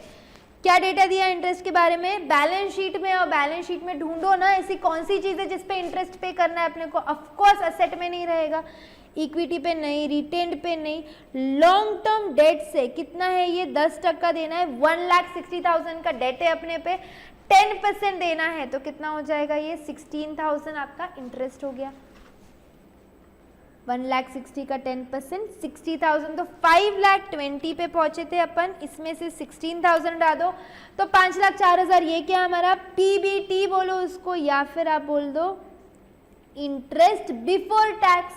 इनकम स्टेटमेंट हम क्यों कंप्लीट कर रहे हैं, हमको पूरा लेवरेज तीनों भी निकालने हैं इसलिए कंप्लीट कर रहे हैं, ठीक है। उसके बाद हमको टैक्स हटाना है, 50% का रेट है, तो 5,04,000 का 50% कर लो, 2,52,000 आपने टैक्स हटा दिया, तो ये हमारे पास, इसको हम बोलते हैं डिस्ट्रीब्यूटेबल इनकम बोल सकते हैं, अर्निंग्स आफ्टर टैक्स बोल सकते हैं, क्योंकि प्रेफरेंस शेयर कुछ है क्या, नहीं है। प्रेफरेंस शेयर होता तो उसका डिविडेंड हटाते, फिर हम EPS पे आते बराबर, पर प्रेफरेंस शेयर का डेटा नहीं है, तो आपका EAT ही आपका क्या हो जाएगा, डिस्ट्रीब्यूटेबल इनकम हो जाएगा। नंबर ऑफ इक्विटी शेयर्स कितने हैं 1,20,000 तो वैल्यू है, और हमको बोला है हर एक शेयर का फेस वैल्यू 10 रुपए, तो 120/10 कितना होएगा, ये 12,000 हमारे नंबर ऑफ शेयर्स है। तो earnings after tax on your calculators 2,52,000 कितने शेयर्स में डिवाइड होगा, ये 12,000 से डिवाइड करेंगे तो हमारे पास अर्निंग पर शेयर, 1 शेयर के पीछे हम कितना अर्न कर रहे हैं, ₹21। एंड ये हमारा प्रॉफिटेबिलिटी स्टेटमेंट कंप्लीट हो गया। इसमें से हमको क्या करना है, कुछ फिगर्स उठा के तीनों भी लेवरेजेस निकालने। पहली लेवरेज क्या होती है, डॉल। डॉल का फॉर्मूला कॉन्ट्री अपॉन EBIT। मैं एक बार फॉर्मूला लिख रही हूँ, आप लोगों को रिवाइज हो जाएगा इसीलिए। तो कंट्रीब्यूशन कितना है अपना, 7,20,000 अपॉन EBIT कितना है हमारा, 5,20,000। वापस से कैलकुलेटर्स लो, 7,20,000 डिवाइडेड बाय 5,20,000 करेंगे, 1.38 टाइम्स हमारा क्या आ गया है, डॉल आ गया है। तो डॉल कितने टाइम्स आ गई अभी, 1.38 times degree of operating leverage है, ठीक है। उसके बाद हमको क्या निकालना है, DFL। DFL का फॉर्मूला EBIT अपॉन EBT, तो EBIT ले लो 5,20,000, EBT ले लो 5,04,000, वापस से इनको डिवाइड करेंगे 520 अपॉन 54, कैलकुलेटर पे 5,20,000 डिवाइडेड बाय 5,04,000 कितना आ रहा है, ये 1.03 टाइम्स। तो 1.03 टाइम्स हमारा क्या आ गया, फाइनेंशियल लेवरेज। कंबाइंड लेवरेज तो कुछ नहीं, इनको मल्टीप्लाई कर लो, 1.03 इंटू 1.38 टाइम्स, 1.42 टाइम्स हमारा कंबाइंड लेवरेज आ रहा है। Degree of combined leverage is 1.38 into 1.03। वापस से क्यों फॉर्मूला में डालना है, दोनों निकाले थे ना, तो यहाँ पे डायरेक्टली कर लो। तो हमारे पास तीनों भी लेवरेजेस आ गए, ऑपरेटिंग आ गया, फाइनेंशियल आ गया, कंबाइंड लेवरेज आ गया। जनरली इस टाइप के सम पेपर के अंदर आते हैं, बट इनके अलावा भी कुछ एडजस्टमेंट्स है जो आ सकते हैं, तो हम लोग एक एक करके वो देख लेंगे। मेन ये 2 सम है आपके जिस टाइप के क्वेश्चंस जनरली पेपर में आते हैं। इसके बाद हम जो देख रहे हैं वो थोड़े से एडजस्टमेंट बेस्ड है, या जैसे मैंने इसके अंदर अलग पॉइंट किया है, रिवर्स वर्किंग है, तो हम इसके अंदर रिवर्स वर्किंग देखेंगे। रिवर्स वर्किंग मतलब लेवरेज दिया है, अब आपको इनकम स्टेटमेंट बनाना है। अभी तक हम क्या कर रहे थे, इनकम स्टेटमेंट से लेवरेजेस निकाल रहे थे, अब हमको थोड़ी उल्टी वर्किंग करनी है। तो इस टाइप का कुछ क्वेश्चन है, अब अलग अलग एडजस्टमेंट्स कवर करेंगे एक सम में अपन। तो क्वेश्चन नंबर 3 पे सब लोग, from the financial data of the company of Guddu भैया एंड बबलू भैया Mirzapur, prepare their income statements. हमको क्या बनाने हैं, अब इनकम स्टेटमेंट बनाने हैं। तो वेरिएबल कॉस्ट दे दिया, फिक्स्ड कॉस्ट दे दिया है, इंटरेस्ट एक्सपेंस दे दिया है, ठीक है। फाइनेंशियल लेवरेज 5:1 यानी फाइनेंशियल लेवरेज कितना है तुम्हारा, 5 है। ऑपरेटिंग नहीं दिया है, इनकम टैक्स रेट दिया है। इससे मेरे को क्या करना है, ये वाले कंपनी का इनकम स्टेटमेंट बनाना है। बस शुरुआत कहाँ से करें, जो भी लेवरेज दिया होता है ना, स्टार्ट वहां से करने का। दिस इज द हिंट लिख के लेंगे हम लोग, ये आपका की है सॉल्व करने का। बेसिकली कोई लेवरेज जो दिया है, हम लेवरेज से स्टार्ट करेंगे तो अपने को क्या मिल जाएगा, इनकम स्टेटमेंट एक एक करके एस्पेक्ट मिलते जाएंगे। सबसे पहले फाइनेंशियल लेवरेज का फॉर्मूला क्या होता है, अब लर्न हो गया होगा हम लोग को, EBIT अपॉन EBT बराबर है। फाइनेंशियल लेवरेज कितना दिया है, 5 दिया है, सब्स्टिट्यूट करो। EBIT तो हमको नहीं दिया, EBT हमको नहीं दिया, अब कैसे करें। एक और दिमाग यहाँ पे ये लगाना कि EBIT नहीं दिया, समझ सकती मैं। EBIT में से अगर हम इंटरेस्ट हटा दे तो हम लोग को क्या मिल जाता है, EBT मिल जाता है, बराबर है ना, बराबर है। देखो ये मेरा किसका फॉर्मूला हो गया, EBT का फॉर्मूला हो गया। हम earnings before interest and tax में से अगर इंटरेस्ट का कंपोनेंट हटा दे तो हमको EBT मिलेगा। तो जहां जहां EBT लिखा है वहां वहां अगर मैं ये सब्स्टिट्यूट करूं तो शायद हमको क्या मिल सकता है, हमारा आंसर मिल सकता है। और दूसरा तरीका भी है, मैं EBIT को लिख दूं EBT प्लस इंटरेस्ट, हम इससे भी जा सकते हैं। दोनों में से कोई भी एक तरीके से कोई भी एक सब्स्टिट्यूशन कर लो, आंसर आएगा। तो EBIT के जगह मैं लिख दूं EBT प्लस इंटरेस्ट, तो 5 is equals to EBT plus interest upon EBT। तुमको करना क्या है, दोनों को सेम टर्म्स में लाने हैं। यहाँ पे अगर मैं लिखी होती तो क्या लिखी होती, EBIT माइनस इंटरेस्ट। करना क्या है, सेम चाहिए यहाँ पे और यहाँ पे, दो अलग कंपोनेंट रहे तो निकालना डिफिकल्ट हो जाता है। अभी ये इक्वेशन इन वन वेरिएबल बन जाएगा, अपन निकाल सकते हैं इसको। तो 5 इज इक्वल टू EBT तो तुमको नहीं पता, उसको वैसे ही रहने दो। इंटरेस्ट हमको दिया है ना, कितना इंटरेस्ट है, इंटरेस्ट है 12,000 का, तो हम इंटरेस्ट की जगह लिख देंगे 12,000 अपॉन EBT। अब हम आसानी से निकाल सकते हैं, ये क्या हो जाएगा 5 times of EBT is equals to EBT plus 12,000। ये EBT इस साइड आके माइनस में हो जाएगा, तो 5 minus 1 4 EBT is equal to 12,000। तो देयरफॉर हमारा EBT अर्निंग्स बिफोर टैक्सेस का वैल्यू कितना हो गया है 12,000 upon 4 which is equals to 3,000। अगर अब हमको एक और कंपोनेंट EBT मिल गया तो आप EBIT भी निकाल सकते हो, राइट। EBT कितना मिला है हमको 3,000 का, चेक करो यहाँ पे भी कितना दिया है अपने को 12,000 का इंटरेस्ट दिया है, तो अपन EBIT भी निकाल लेंगे। मैं आपको इनकम स्टेटमेंट से चेक कराते जाती हूँ, एक मिनट दो जस्ट मोमेंट। ये आपका स्टेटमेंट है, देखो EBT का वैल्यू अपन ने 3,000 टैली कर लिया। अब सब्स्टिट्यूट करेंगे आगे। EBIT का क्या फॉर्मूला है, EBT 3,000 प्लस इंटरेस्ट 12,000, तो हमको EBIT भी मिल गया 15,000। अब स्टेटमेंट में कुछ चीजें मिलने लगी है ना, मिलने लगी है। चलो सब्स्टिट्यूट करेंगे फिर। देखो जो जो फिगर मिल रहा है ना, मैं उतना हाईलाइट करते जाती हूँ। मेरे पास EBIT और EBT है और इंटरेस्ट है, ठीक है। क्वेश्चन में देखो और कुछ दिया है क्या, फिक्स्ड कॉस्ट दे दिया है 20,000 का, तो अगर मैं फिक्स्ड कॉस्ट इसमें लिखूँ तो रिवर्स वर्किंग करनी है ना अपने को।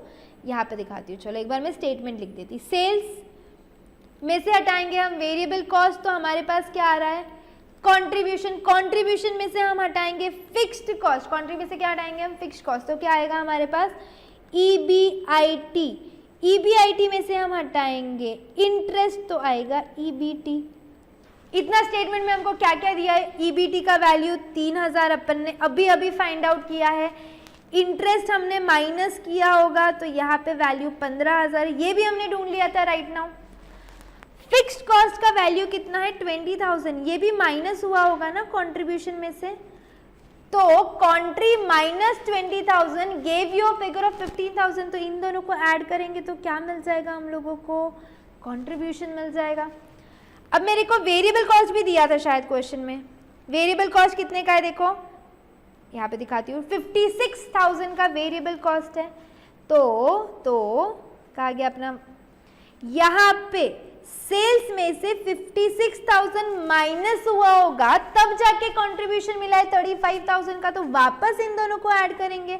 56 प्लस 35 कितना हो रहा है ये 91, करेक्ट पक्का। अब आपको स्टेटमेंट समझ गया, पूरा इनकम स्टेटमेंट बनाने बोला है तो आप EBT में से इंटरेस्ट हटा दो, टैक्स हटा दो 30% का, तो आपके पास आ जाएगा अर्निंग्स आफ्टर टैक्सेस।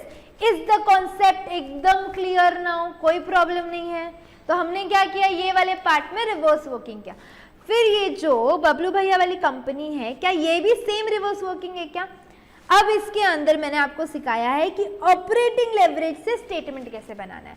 देखो एक ही सम में आई हैव स्मार्टफुली कवर्ड 2 क्वेश्चंस। यहाँ पे मैंने फाइनेंशियल लेवरेज से आपको इनकम स्टेटमेंट कंप्लीट करना सिखाया है।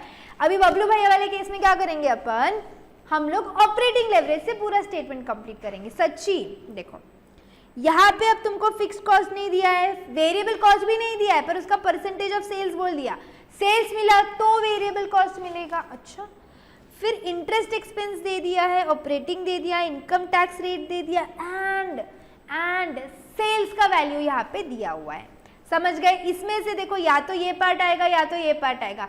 2 एडजस्टमेंट में 2 टाइप के सम साथ में कवर करने थे, इसलिए मैंने उनको 2 कंपनी कर दी, गुड्डू बबलू, तुमको तो पता ही होंगे कौन है। ठीक है, अब सेल्स आ गया है 1,05,000, इधर ही सब्स्टिट्यूट करते चले। 1,05,000 का सेल्स है मेरे पास, ठीक है, इतना सेल्स है। अब ऑपरेटिंग लेवरेज का फॉर्मूला क्या होता है? ऑपरेटिंग लेवरेज यानी कि DOL is equals to contri upon EBIT, operating leverage 4 का दे दिया है। कंट्रीब्यूशन कैसे निकालेंगे? Sales minus variable cost, and variable cost यहाँ पे बोला है 60% ऑफ सेल्स, तो निकाल लो फिर। 1,05,000 का 60% वेरिएबल कॉस्ट हो जाएगा 63,000। तो अब आप इसको माइनस इक्वल टू करेंगे तो 42,000 क्या आ गया? कंट्रीब्यूशन आ गया। देखो 42,000 कंट्रीब्यूशन, जाओ सब्स्टिट्यूट करो।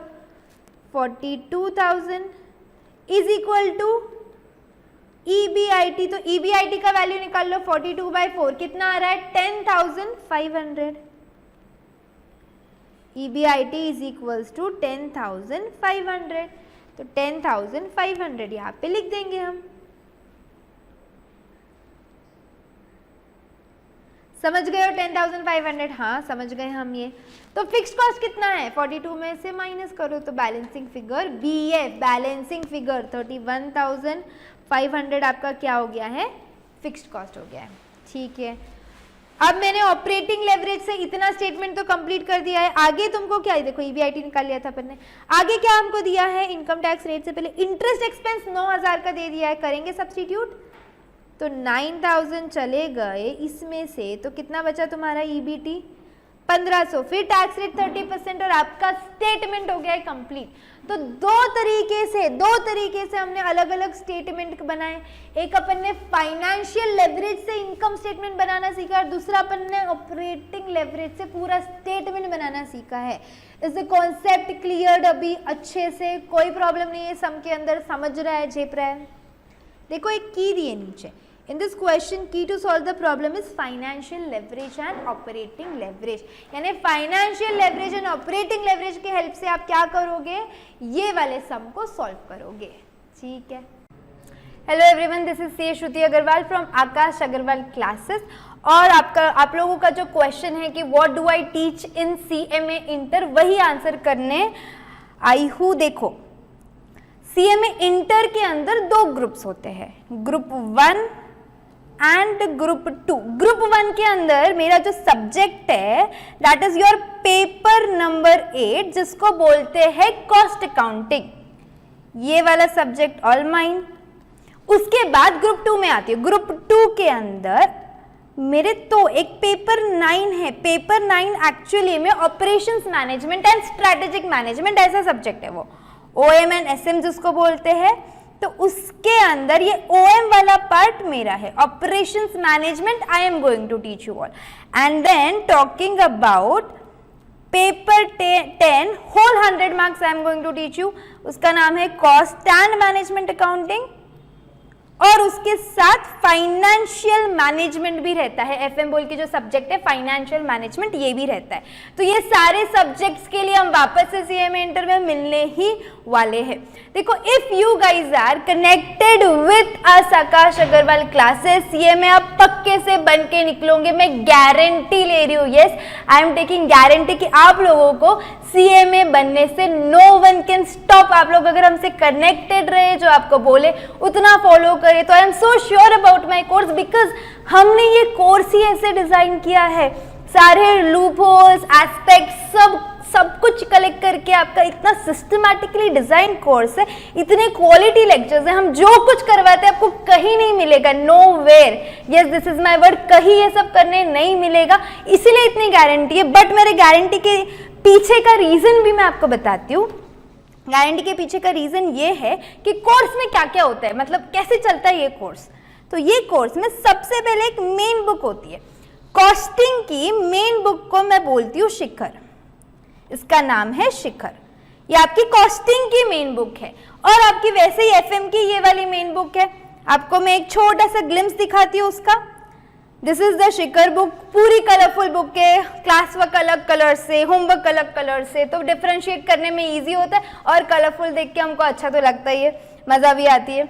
ये मेरी एक बुक हो गई। उसके बाद एकदम मस्त वाली बुक है जो आप लोगों की लाइफ एक हैसल फ्री बना देती है, क्योंकि इतनी इसको करने के अलावा तुम लोग को ऐसे होता है कि RTP भी करना है। ऑफकोर्स CMA इंस्टीट्यूट जो RTPs, MTPs, past papers, workbook, ये सब भी तो हमको पढ़ना होता है। तो इतने सारी चीजें डाउनलोड करो, फिर उनके सोल्यूशन एक जगह, क्वेश्चन एक जगह, इतने सारे PDF, वो सब हैसल फ्री करने के लिए वी हैव एन एक्सक्लूसिव महासंग्राम की सीरीज होती है एक हमारी, यही कोर्स के अंदर डिजाइन महासंग्राम की series, which is compilation of all your past papers, MTPs, RTPs। ये देखो यहाँ दिखाती हूँ मैं आपको, दिख रहा है पास्ट पेपर्स, RTPs, MTPs, वो भी चैप्टर वाइज, वो भी सोल्यूशन के साथ बनी हुई बुक है। ये चैप्टर वाइज है, विद सोल्यूशन है, टेंशन ही नहीं है, इतनी मस्त प्यारी बुक बनाई है प्रैक्टिस के लिए। जो भी अपन मेन वाली बुक में करेंगे वो सारी प्रैक्टिस आपकी महासंग्राम सीरीज के साथ हो जाती है। अच्छा, सिर्फ इसकी बुक मिलती है क्या? नहीं, इसके लेक्चर्स भी होते हैं। ऐसे नहीं कि बुक देके काम खत्म कर रहे हो, ऐसे काम नहीं करते हम, इसके लेक्चर्स भी होते हैं। फिर मैं बात कर रही हूँ मेरी थर्ड वाली बुक की, ऑब्जेक्टिव्स। एक्चुअली यहाँ तक सब कोई कर लेता है, बात आती है ऑब्जेक्टिव्स की। ऑब्जेक्टिव्स इतने नजरअंदाज किए जाते हैं, एकदम ग्रांटेड लेते हैं, और ऑब्जेक्टिव तो है, फिल इन द ब्लैंक तो है, MCQ तो है, हो जाएगा, नहीं होता है। इधर ही बच्चे के मार्क्स जाते हैं और वही अपने को मार्क्स और स्कोर करने हैं। तो ये ऑब्जेक्टिव्स जो आपके 25 से 28 मार्क्स के हैं, ये बहुत बहुत बहुत बहुत इंपॉर्टेंट है। और इसकी मैंने अलग से एक बुक बनाई है, वो भी चैप्टर वाइज बाइफर्केट किया है। It is compilation of your MTPs, past papers, RTPs, workbook. आपकी CME इंस्टीट्यूट ने जितने ऑब्जेक्टिव्स दिए ना, वो सबको हमने क्या किया है, आई विल शो यू भैया, चैप्टर वाइज कंपाइल कर दिया। ऐसे मिक्स मैच नहीं है, प्योरली एकदम सिस्टमैटिकली अरेंज है। देखो ये पास्ट पेपर का क्वेश्चन है, एग्जाम्पल FM की बुक बता रही हूँ मैं, ये आपकी MTP है, ये आपकी RTP है। Of course the book is colourful, वो तो बात ही नहीं है यार। उसके बाद जो है ना, थियोरी भी है जरूरी। थियोरी बहुत इग्नोर की जाती है, मतलब एकदम टेकन फॉर ग्रांटेड है। थियोरी भी जान पे आता है पढ़ने के लिए, मजा ही नहीं आता है, मतलब कितना रट्टा मारना है। उसका भी एक solution we have, I will show you the book.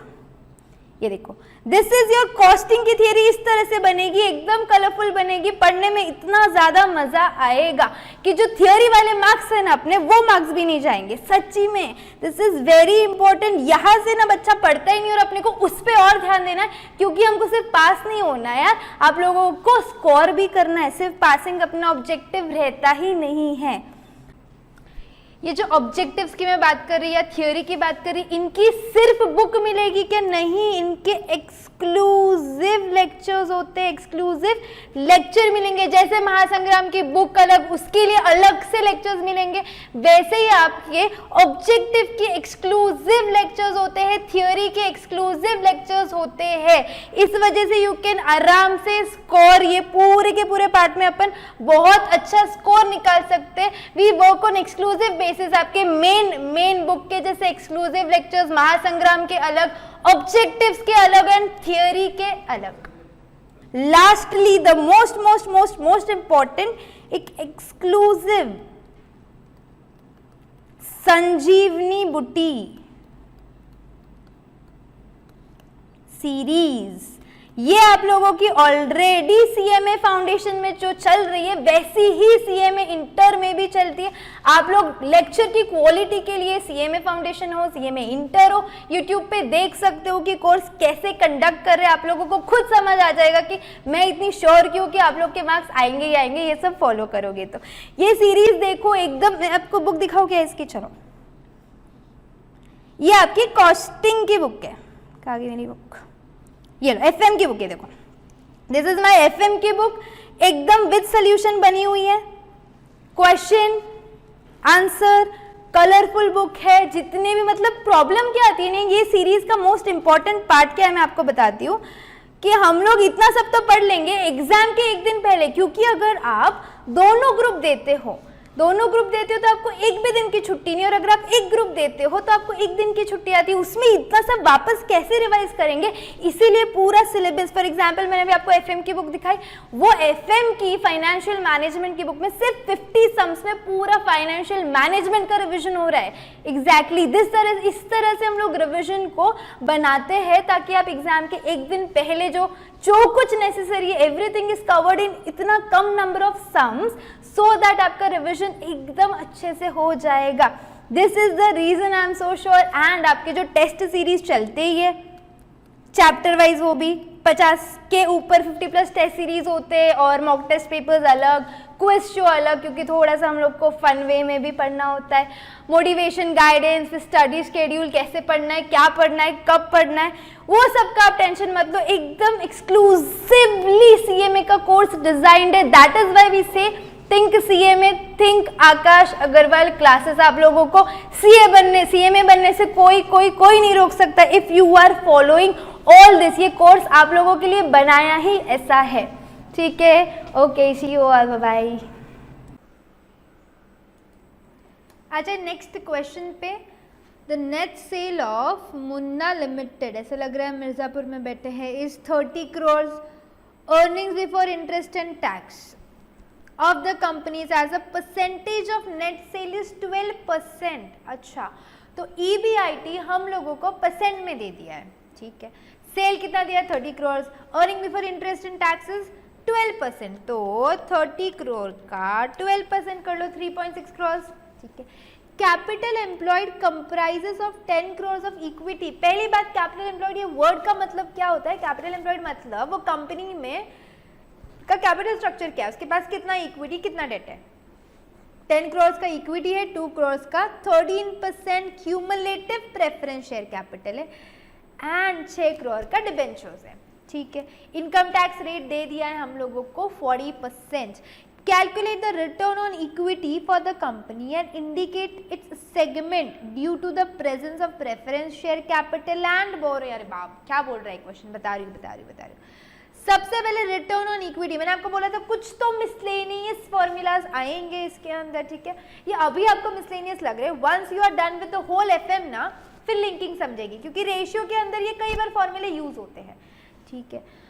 So return on equity, return on equity क्या होता है? Return on equity, this is your residual earnings upon total equity, residual earnings upon total equity. सबसे पहले जो मेरे को एक बात यहाँ पे लग रही है काम की, रिटर्न ऑन इक्विटी यानी मेरे को रेसिडुअल अर्निंग्स तक पहुंचना है, डिस्ट्रीब्यूटेबल इनकम तक। फिर मेरे को सेकंड पॉइंट छोड़ दो, ऑपरेटिंग लेवरेज निकालना है एंड कंबाइंड लेवरेज दिया हुआ है, मतलब समवेयर इनकम स्टेटमेंट बनाना पड़ेगा। तो अपन इनकम स्टेटमेंट बनाना स्टार्ट करते हैं। मैं क्या करती हूँ ना, यहीं पे फिगर्स लिख के जाती हूँ, ठीक है। सेल्स, तुम्हारा सेल्स कितना है, यहाँ से स्टार्ट करती। सेल्स कितना था, कितना करोड़ था, 30 crores। तो अब सेल हो गया है 30 crore का, इसमें से कुछ हटाएंगे तो हमारे पास क्या आ जाएगा, डायरेक्टली EBIT मिल गया अपने को 30 crore का 12%। क्या मिल गया अपने को EBIT? 30 crore का 12%, यानी कि 3.6 crores, 3 crore 60 lakhs, ये भी ठीक है। उसके अलावा अपन EBIT में से क्या हटाते हैं फिर, क्योंकि मेरे को देखो स्टेटमेंट कंप्लीट करना है तो वेरिएबल कॉस्ट लगेगा, फिर कंट्रीब्यूशन आएगा, फिर फिक्स्ड कॉस्ट लगेगा। ये कोई डेटा ही नहीं दिया है अपने को, डायरेक्टली EBIT से दिया है तो हम भी EBIT से स्टार्ट करेंगे। इंटरेस्ट कितना हटाना है, देखो प्रेफरेंस शेयर का हटाएंगे क्या, नहीं, डिबेंचर्स का। 6 crore का 15%, 6 का 15%, 0.9 यानी कि तुम्हारे 90 lakhs इंटरेस्ट हो गया। तो EBIT में से 90 का इंटरेस्ट हटाएंगे तो हमारे पास क्या आएगा, EBT 3.6 से माइनस करो, 2.7 यानी कि 2 crore 70 lakhs हमारे पास क्या आ गया है, EBT आ गया है।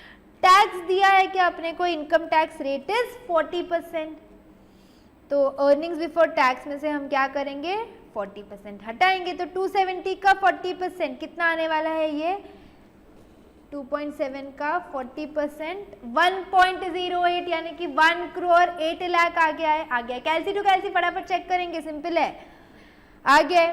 तो माइनस इक्वल टू कर लो, तो 1.62 यानी कि 1 crore 62 lakhs मेरा क्या है, earnings after taxes. 1 crore 62 is my earnings after taxes, ठीक है। उसके बाद अब ये पूरा पैसा इक्विटी शेयर होल्डर के पापा का नहीं हुआ, क्योंकि इस बार क्वेश्चन में पहली बार प्रेफरेंस डिविडेंड है, तो उनको उनका शेयर दे दो। कितना देंगे, 2 crore का है, 13% क्यूमुलेटिव प्रेफरेंस शेयर है, तो 2 crore का 13%, 2 का 13%, 0.26 यानी कि 26 lakhs हमको देना पड़ेगा इनको, इनका शेयर। प्रेफरेंस डिविडेंड दे दिया है, तो 1.62 में से आप क्या हटाएंगे, 0.26, कितना पैसा बच रहा है सिर्फ और सिर्फ इक्विटी शेयर होल्डर के लिए 1 करोड़ 36 लाख। ये किसके लिए? सिर्फ और सिर्फ इक्विटी शेयर होल्डर के लिए है। कितने इक्विटी शेयर होल्डर्स है देखो, कितने? Capital employed comprises of 10 crore of equity, face value 10 रहेगा, यानी कि कितने हो गए? ये 10 लाख हो गए। तो 1 करोड़ 36 लाख, 1 करोड़ 36 लाख डिवाइडेड बाय 10 कितना आ रहा है फिर तुम्हारा? ये अर्निंग्स पर शेयर निकाला है कि नहीं निकाला है? कहा गया मैंने, निकाला है। चल काम नहीं था, मैंने निकाल लो। लेकिन कितना है अपना? 1 करोड़ 36 लाख डिवाइडेड बाय 10 करोड़ है, डिवाइड बाय 10। 10 करोड़ ही है ना अपने पास, कहा गया? 10 करोड़ डिवाइड बाय 10 1 करोड़ हो जाएगा।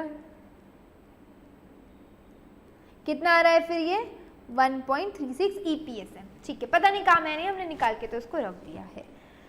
अब रिटर्न ऑन इक्विटी का formula, residual income upon total equity. यहाँ जो मिसलेनियस फॉर्मूलाज है ना, इधर लिखो।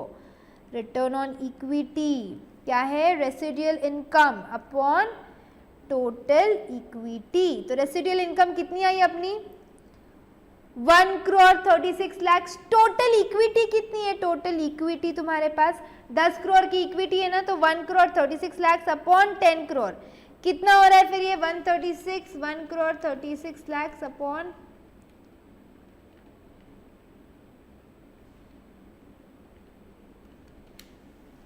आ गया 13 इंटू 100 कितना आया? ये 13.6%। कितना आया है? ये 13.6%। सब लोगों का आ गया रिटर्न ऑन। यानी इसका मतलब क्या होता है कि जो इक्विटी शेयर होल्डर है उन्होंने 10 करोड़ इन्वेस्ट किया है और उनको कितना रिटर्न मिल रहा है उनके खुद के अमाउंट पे? उनको 13.6 का, यानी कि उन्होंने 10 करोड़ डाला और उनको बदले में कितना मिल रहा है? 1 करोड़ 36 लाख, यानी कितना परसेंटेज हो रहा है? ये 13.6% उनको रिटर्न मिल रहा है। समझ गए ये कॉन्सेप्ट रिटर्न ऑन इक्विटी का सब लोग? दूसरा एक कॉन्सेप्ट जो उसमें हिडन चीज है, निकालना है अपने को रिटर्न ऑन इन्वेस्टमेंट। पूरी इन्वेस्टमेंट निकालेंगे, यानी कि इक्विटी, डेट, प्रेफरेंस सब ऐड करो टोटल। तो इक्विटी 10 था, प्रेफरेंस 2 है और 6 करोड़ का डेट है, तो +2 + 6, तो ये आ गया 18 का आपका टोटल इन्वेस्टमेंट। और टोटल इन्वेस्टमेंट पे टोटल पैसा कितना है? ये टोटल है ना, क्योंकि यहाँ से EBIT से फिर तुम डेट को उसका पैसा देते हो, प्रेफरेंस को उसका पैसा देते हो।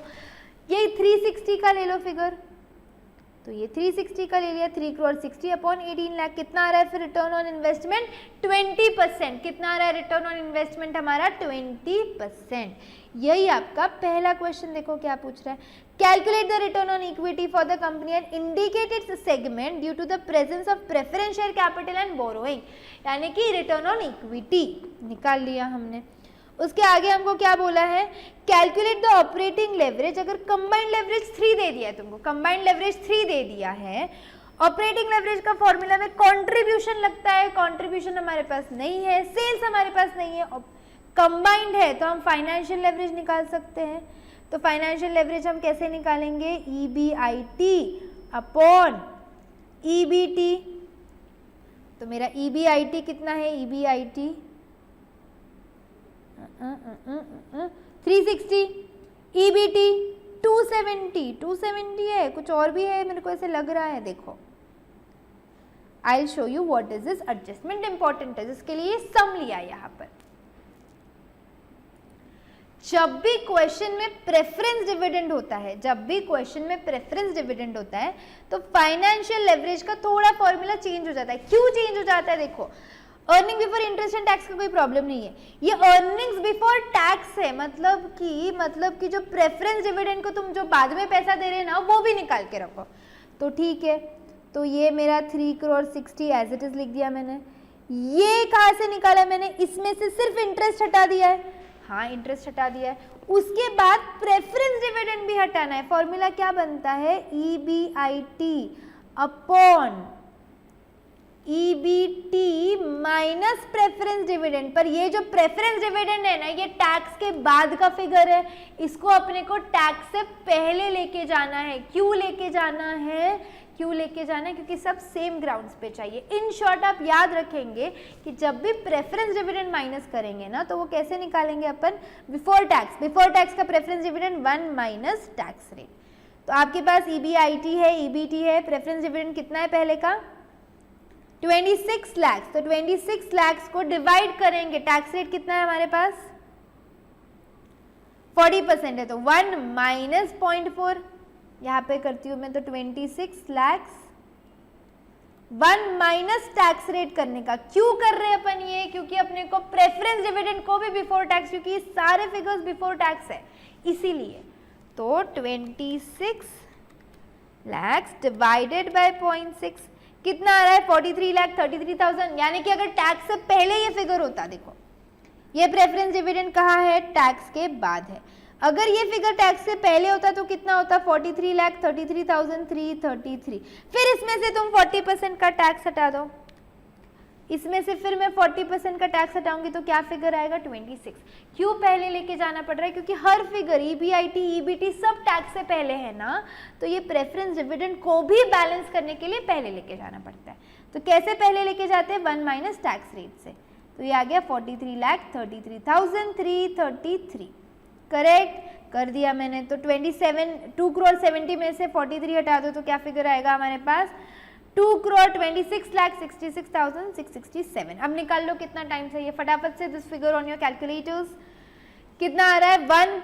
मैं भी कर लूँ। 3 करोड़ 60 लाख डिवाइडेड बाय 2 करोड़ 26,66,667 कितना आ रहा है? 1.5582 टाइम्स। ये आपका फाइनेंशियल लेवरेज आया है। हमको तो पूछा ऑपरेटिंग लेवरेज था, उसके लिए तो ये सब कर रहे हैं पर। तो DCL is equals to DFL into DOL. DOL हमको नहीं है, DCL कितना है? कितना दिया है? DCL 3 दिया है। कहा गया? तो DCL के जगह पे हम लिख देंगे 3। DFL कितना है? 1.5882। डॉल नहीं पता तो 3 डिवाइडेड बाय 1.5882 करेंगे तो डॉल कितना आ रहा है? डॉल का परसेंटेज कितना आ रहा है? कहा गया ये? DOL is equals to 1.889। Cross check करो। 1.889 इंटू 1.5882 देखो आ रहा है ना 3 आंसर करेक्ट। तो डॉल कितना आया है? 1.889 टाइम्स। यहाँ पे मैंने प्रेफरेंस डिविडेंड का पॉइंट पूरा एक्सप्लेन किया है। Clear this question. ये क्वेश्चन में हमको जो भी पूछा था हमने सब निकाल लिया। पहली चीज क्या पूछी थी? अपने को ROE निकालना था, फिर वो सेगमेंट ऑफ प्रेफरेंस शेयर यानी कि रिटर्न ऑन इन्वेस्टमेंट निकालना था, और फिर हमको कंबाइंड दिया था, अपन ने फाइनेंशियल निकाला और उसके मदद से ऑपरेटिंग निकाला। The concept is clear, question is clear, ठीक है। Now will come to the second last question. अगर आपके इसका लेवरेज का, कालीन भैया's firm has a sales of 75 lakhs. He is selling barfi, brown barfi. कितना सेल्स है? 75 lakhs। वेरिएबल कॉस्ट इसका 56% है। अब समझ गए ना वेरिएबल कॉस्ट किससे निकालते हैं अपन? सेल से निकालते हैं। तो साइड बाय साइड अपन देखें क्या फिगर्स मैच हो रहे क्या? तो आपका सेल्स आ गया 75 lakhs का। इसमें से वेरिएबल कॉस्ट हटा लो, कितना परसेंट है? 56%। 75 लाख का 56% 42 आ रहा है। माइनस इक्वल टू कर लो तो कॉन्ट्री कितना आ रहा है? अभी हमने को नहीं पता, अपने को जरूरत है या नहीं, बट अपन सिर्फ प्रैक्टिस के लिए 33 लाख। ठीक है। फिक्स्ड कॉस्ट है 6 लाख, तो 33 में से और 6 हटा दो, कितना आ रहा है ये? 27 लाख। ये क्या है हमारा? Earnings before interest and taxes. It has a debt of 45 lakh, 9% उसका रेट है, तो हम इंटरेस्ट भी हटा देंगे 45 का 9%, लेस इंटरेस्ट 4,05,000। ठीक है। तो 27 लाख में से 45 लाख का 9% हटा देंगे। एक मिनट, निकाल लिया सबने? ठीक है। इक्विटी दी है 55 लाख की, कोई प्रॉब्लम नहीं है। वापस से पूछा है फर्म्स ROI के लिए स्टेटमेंट कंप्लीट करना पड़ेगा ना, तो अभी तो मैंने कर दिया साइड में। देखो अर्निंग्स बिफोर 4,05,000 तो 22,95,000 आपका अर्निंग्स बिफोर टैक्स आ रहा था, ठीक है। आरओआई कैसे निकालेंगे अपन, रिटर्न ऑन इन्वेस्टमेंट बोला है, क्या फॉर्मूला होता है रिटर्न ऑन इन्वेस्टमेंट का, ईबीआईटी, कितना ईबीआईटी है अपना 27 लाख का। टोटल इन्वेस्टमेंट कितना है, total investment equity plus debt, क्योंकि कुछ बोला ही नहीं है ना प्रेफरेंस का, तो 45 और 55 कितना आने वाला है, ये 55 लाख 1 CR इंटू 100, तो कितना हो गया है ये 27%, बराबर है। ये आपका क्या हो गया, रिटर्न ऑन इन्वेस्टमेंट। तो पहली चीज मिल गई। Does it have a favourable financial leverage, क्या फाइनेंशियल लेवरेज अच्छा है उसका, कैसे देखेंगे लेवरेज अच्छा है नहीं है। पहली बात तो आप देख लो आपका आरओआई कितना है 27%, आपका ये इन्वेस्टमेंट पे रिटर्न मिल रहा है। इंटरेस्ट ऑन डेट आपका आउटगोइंग 9% है, मतलब डेट पे आप कितना पैसा दे रहे हो, 9% दे रहे हो। आप बिजनेस से उठा रहे हो कितना 27%, इसका मतलब उसका फाइनेंशियल लेवरेज कैसा है, अच्छा है। कैसे देखेंगे फाइनेंशियल लेवरेज अच्छा है या नहीं है, आरओआई से कंपेयर करके। आरओआई से हम देखेंगे कि अपन जो इनकमिंग अपना इंटरेस्ट और आउटगोइंग अपना इंटरेस्ट है वो कौन सा बड़ा है। अगर इनकमिंग बड़ा है मतलब फाइनेंशियल लेवरेज अच्छा है, इनकमिंग अगर तुम्हारा कम है तो फाइनेंशियल लेवरेज अच्छा नहीं है, ठीक है। ये भी हो गया। If the firm belongs to an industry whose capital turnover ratio, asset turnover ratio तो याद है मेरे को turnover upon assets, ये capital turnover ratio है, तो अभी आप लोग asset के जगह capital लिख लेंगे। It have a high or low, मतलब कंपनी का उन्होंने बोल दिया, इंडस्ट्री का बोला है। मतलब एग्जाम्पल के लिए आई एम मैन्युफैक्चरिंग बाटा के शूज, तो शू की एक इंडस्ट्री है ना, तो शू की इंडस्ट्री में जनरली लोग 3 टाइम्स कमा रहे हैं, जितना पैसा डाल रहे हैं उसका 3 टाइम्स उनका अर्निंग है।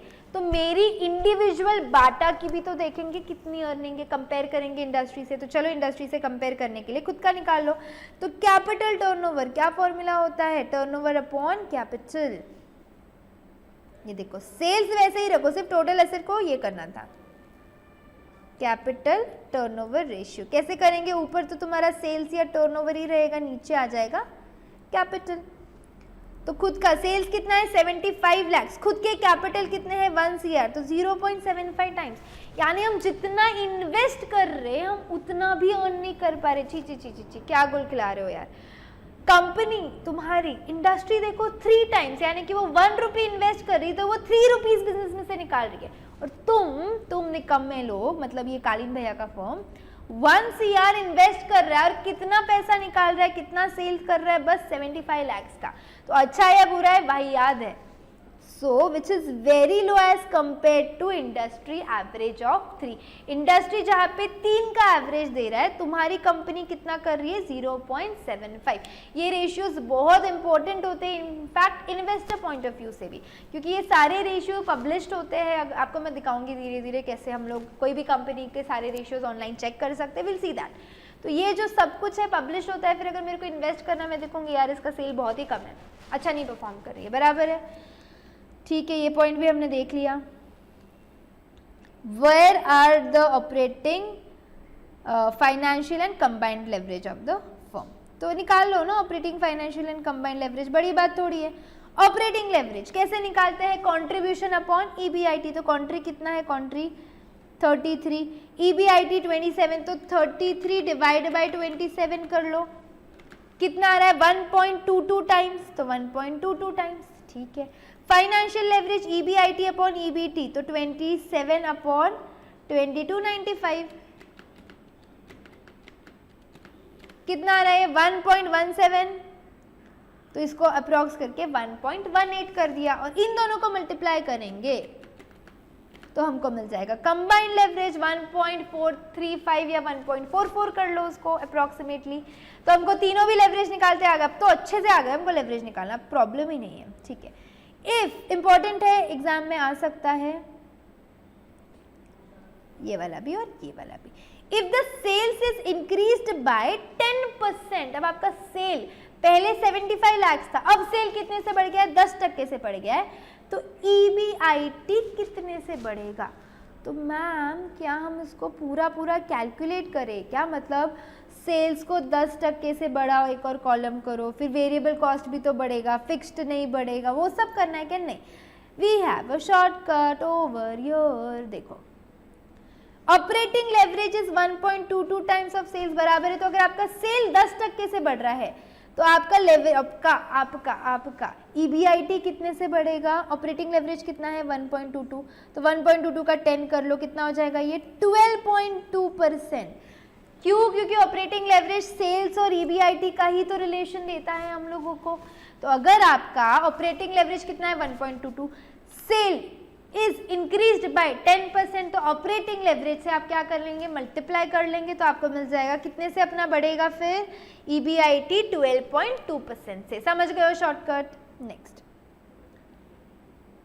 Eight what level of sales, ऐसा कौन सा लेवल ऑफ सेल्स रहेगा जहां पे EBIT of the firm will be equal to 0?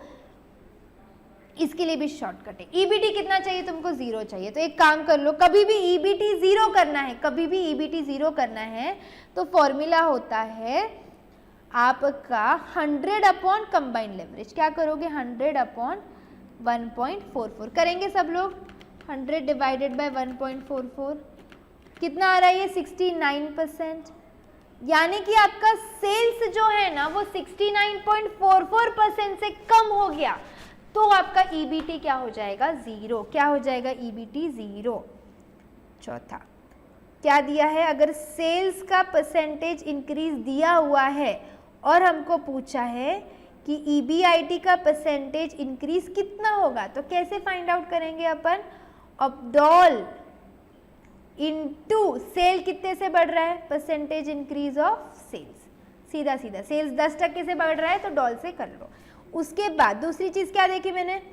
अगर क्वेश्चन बोल रहा है कि EBT शुड बी 0, तो क्या करेंगे अपन? 100 upon combined leverage.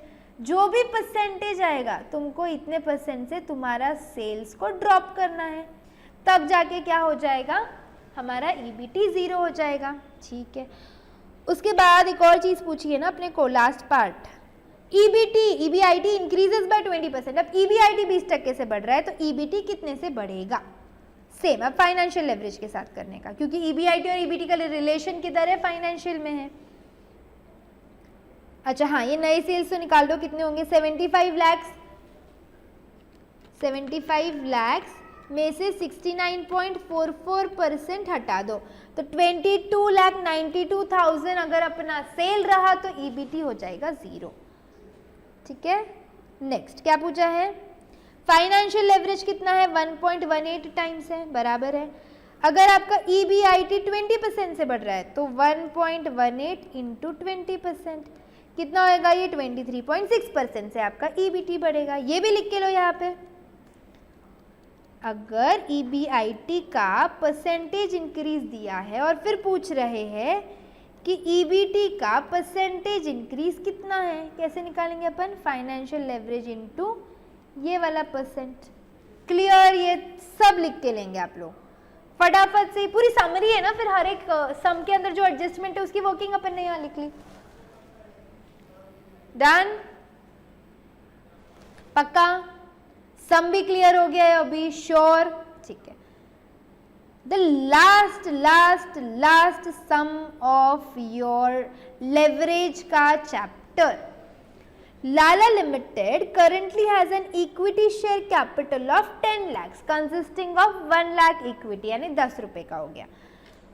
Okay, and the Doraemon company, अच्छा, and the company is going through a major expansion plan, वही कंपनी है लाला, requiring to raise the funds to the tune of 6 lakhs। कितने से उसको भी फंड्स बढ़ाने हैं? 6 लाख से बढ़ाने हैं। ठीक है, उसके बाद कुछ प्लान है। क्या प्लान है? पहले 60,000 इक्विटी शेयर इशू कर दो, या तो फिर 40,000 इक्विटी शेयर कर दो और बाकी के जो पैसे बच रहे वो किससे लेगा? वो लॉन्ग टर्म बोरोइंग्स यानी कि डेट से लेगा। थर्ड प्लान है इक्विटी और डेट। फोर्थ प्लान है इक्विटी शेयर और बैलेंस प्रेफरेंस शेयर से। Okay, the EBIT of the company is expected to be 4 lakh. EBIT कोई भी केस में कितना रहेगा? उसका 4 लाख रहेगा। हर एक केस में अपने को EPS निकालना है और हर एक केस में financial leverage. In short income statement बनाना है तुम लोगों को। ठीक है, सबसे पहले प्लान 1 क्या बोलता है कि पूरा का पूरा 6 लाख इक्विटी से रहेगा। देखो प्लान 2 क्या बोलता है 40,000 इक्विटी शेयर्स यानी कि 4 लाख का इक्विटी शेयर और balance through long term borrowing है 12%, बोरोइंग्स कितना है 2 लाख के हिसाब से 12% का, ये भी ठीक है।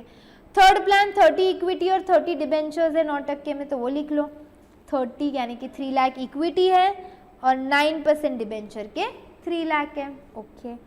फोर्थ है 30 इक्विटी और बाकी के प्रेफरेंस यानी कि 3 लाख इक्विटी और 6% प्रेफरेंस शेयर। ओके। इंटरेस्ट क्या क्या आएगा देख लेंगे। लॉन्ग टर्म में 2 लाख का 12% यानी 24,000 इंटरेस्ट आ रहा है। इधर इंटरेस्ट कितना आएगा 3 लाख का 9% यानी 27,000। इधर इंटरेस्ट नहीं आएगा, इधर प्रेफरेंस डिविडेंड आएगा। बराबर कितना आएगा वो भी निकाल लो ना फिर। 3 लाख का 6% 6 3 18,000। अब EBIT सब केस में क्या रहेगा 4 लाख 4 लाख 4 लाख 4 लाख। इसमें से इंटरेस्ट क्या क्या इंटरेस्ट है। पहला केस तो सिर्फ इक्विटी है तो इंटरेस्ट ही नहीं है। दूसरे केस का इंटरेस्ट 24, तीसरे का 27 24 27। इधर इंटरेस्ट नहीं रहेगा, प्रेफरेंस डिविडेंड है ना, ठीक है। फिर अकॉर्डिंगली हम क्या निकाल लेंगे EBT निकाल लेंगे। इसमें से सब लोग क्या करो टैक्स को माइनस कर दो। कितना टैक्स रेट है 40%, तो सब लोग माइनस कर देंगे 40 40 40 40, तो हमारे पास आ जाएगा सबका EAT। क्या आ गया हमारे पास सबका EAT आ गया, ठीक है। अर्निंग्स आफ्टर टैक्सेस के बाद एक का प्रेफरेंस डिविडेंड माइनस करना था ना अपने को। लास्ट वाले केस में तो प्रेफरेंस डिविडेंड हमने माइनस कर दिया। फिर ये जो भी है वो किसका है सिर्फ और सिर्फ इक्विटी शेयर होल्डर्स का है, तो नंबर ऑफ शेयर से डिवाइड करेंगे। पहला केस सिर्फ इक्विटी है तो 60,000, दूसरा केस खुद ही बोल रहा था 40,000 इक्विटी, यहाँ पे 30 और यहाँ पे 30। खुद क्वेश्चन बोल रहा है देखो 60 40 30 और 30। तो क्या निकाल लिया अपन ने सबका EPS 240/60 6424 225 600 अपॉन 40,000 कितना आ रहा है ये 5.64, ठीक है। 2,23,800 डिवाइडेड बाय 30,000 कितना आ रहा है 7.46। फिर 2,22,000 डिवाइडेड बाय 30,000 कितना आ रहा है ये, एक मिनट 222 मेरे से ये मिस हो गया कुछ, तो डिवाइडेड बाय 30,000 मैच करिए ना फिगर 7.4, ये आपका EPS आया। उसके बाद हमको फाइनेंशियल लेवरेज कैलकुलेट करना है। What is the formula EBIT upon EBT। Preference dividend है तो वहां पे याद करो एक एडजस्टमेंट होती है, बाकी सबके लिए निकाल लो। तो यहाँ पे आपके पास कुछ फिक्स्ड कॉस्ट इंटरेस्ट है ही नहीं, तो इंटरेस्ट है ही नहीं तो फाइनेंशियल लेवरेज क्या आने वाला है 1 आने वाला है। देखो EBIT और EBT दोनों भी 4 लाख के, तो 4 लाख अपॉन 4 लाख 1। अब सेकेंड केस में EBIT 4 लाख EBT 3,76,000, तो 4 लाख डिवाइडेड बाय 3,76,000 कितना आ रहा है ये आपका 1.063 टाइम्स। ओके। थर्ड केस में EBIT अपॉन EBT तो 4 लाख डिवाइडेड बाय 3,73,000 कितना आ रहा है ये 1.072 टाइम्स, ये भी आ गया। लास्ट केस ऐसे नहीं करेंगे, लास्ट केस में याद है ना 4 लाख अपॉन EBT कितना है आपका 4 लाख माइनस प्रेफरेंस डिविडेंड कितना था 18,000 1 माइनस टैक्स रेट इज 40%, तो 4 lakh upon 4 lakh minus 18,000 divided by 60% कितना आ रहा है ये 30,000 माइनस 4 लाख कर लो तो 370, तो बेसिकली 4 लाख अपॉन 3,70,000 कितना आ रहा है ये 1.08 कहा गया ये, हाँ 4 लाख डिवाइडेड बाय 3,70,000 कितना आ रहा है 1.08, कितना आ रहा है 1.08। क्लियर हो गया ये वाला भी कॉन्सेप्ट, पक्का क्या, श्योर, कोई भी इशू नहीं है अभी। योर 6 मार्क्स का topic is totally covered over here. इसके अलावा कोई भी एडजस्टमेंट लेवरेज चैप्टर में नहीं आ सकती है, आई कैन प्रूव यू। देखो मैं आपको बताती हूँ कि we have a series called Mahasangram. क्यों बता रही हूँ उसका भी रीज़न है।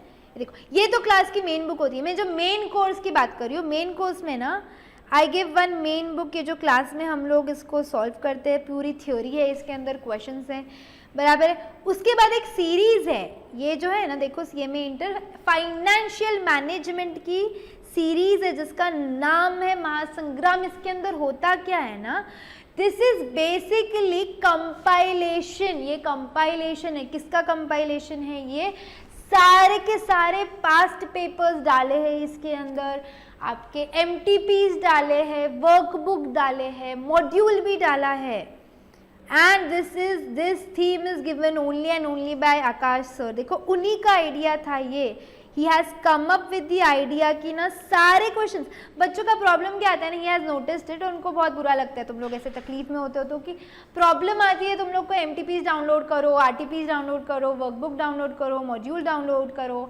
पास्ट पेपर्स डाउनलोड करो, उनके सजेशन आंसर्स है नहीं है, फिर वो सबको पढ़ने में बहुत दिक्कत आती है। इसलिए व्हाट ही हैड सजेस्टेड अस, जो हम लोग को बोला उन्होंने बनाने की, सारे के सारे सब कुछ एट वन प्लेस चाहिए, सारे past papers, MTPs, RTPs, workbook, module, जितने भी क्वेश्चंस है ना सारे I have compiled in this Mahasangram की सीरीज।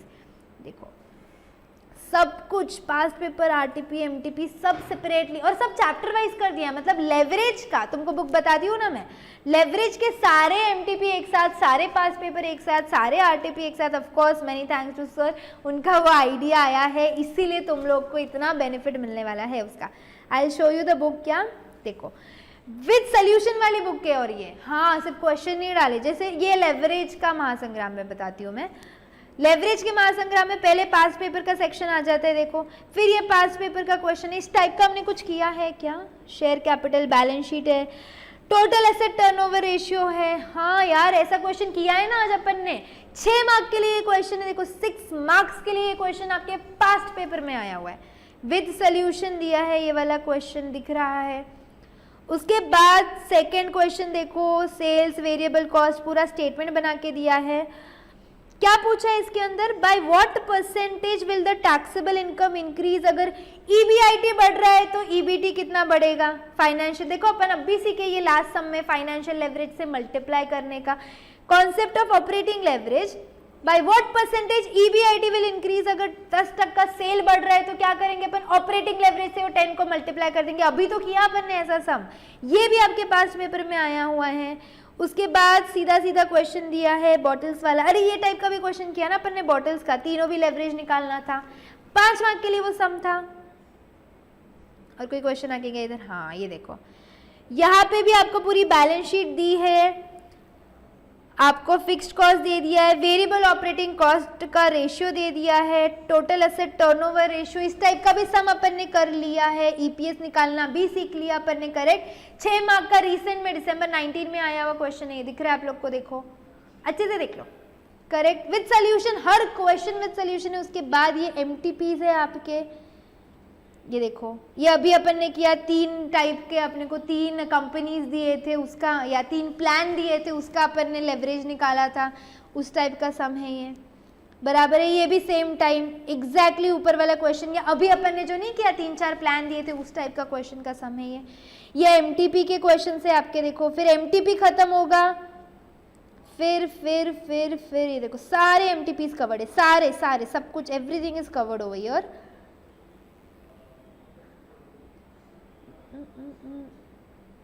दिख रहा है आप लोग को ये बुक। फिर डाले रिवीजन, आपके इंस्टीट्यूट ने रिवीजन जो है RTP 2 ही बार पब्लिश किया था, वो सब क्वेश्चंस यहाँ पे हमने कर लिए हैं कवर, देखा पूरा स्टेटमेंट बनाना था और लेवरेज निकालना था, करेक्ट। इसके अंदर भी वही है, ये अपन ने एडजस्टमेंट नहीं किया आज, अभी फाइनेंशियल लेवरेज दिया होता है, फिर हमको क्या करना है EBIT अपॉन EBT है, फिर अपन उसको सब्सटीट्यूट करते हैं, आज ही तो किया अपन ने ऐसे कुछ, करेक्ट। ये आपका RTP का क्वेश्चन है, उसके बाद वर्कबुक का क्वेश्चन है, एंड ये आपका महासंग्राम, जो मैंने जो मैं आपको बता रही थी, जो मेन सीरीज है ना मेरी, मेन लेक्चर्स जिन लोगों ने लिए हैं, जो लोग मेन रिकॉर्डिंग्स में बैठे हैं, जो मेन कंटेंट में थे, उसके अंदर हम लोगों ने I have taken the main book का, उसके बाद मैंने महासंग्राम लिया, एक और चीज़ ली है पता है, ये जो बुक्स है इनके अलावा ना एक ऑब्जेक्टिव का भी बुक है, करेक्ट, यानी सारे ऑब्जेक्टिव चैप्टर वाइज कंपाइल्ड है, वो भी उसमें भी सबसे महासंग्राम जैसे किया है, सारे पास्ट पेपर्स, सारे आरटीपीसीएम, सब कुछ एक जगह पे करके दिया है, वो भी चैप्टर वाइज, क्योंकि ऑब्जेक्टिव जो है ना बेटा FM 14-15 मार्क्स, कॉस्टिंग 14-15 मार्क्स, बराबर है कितना होता है ऑलमोस्ट, मतलब ऑलमोस्ट ये देखो 28 मार्क्स के ऑब्जेक्टिव तुम ऑन एन एवरेज देखो।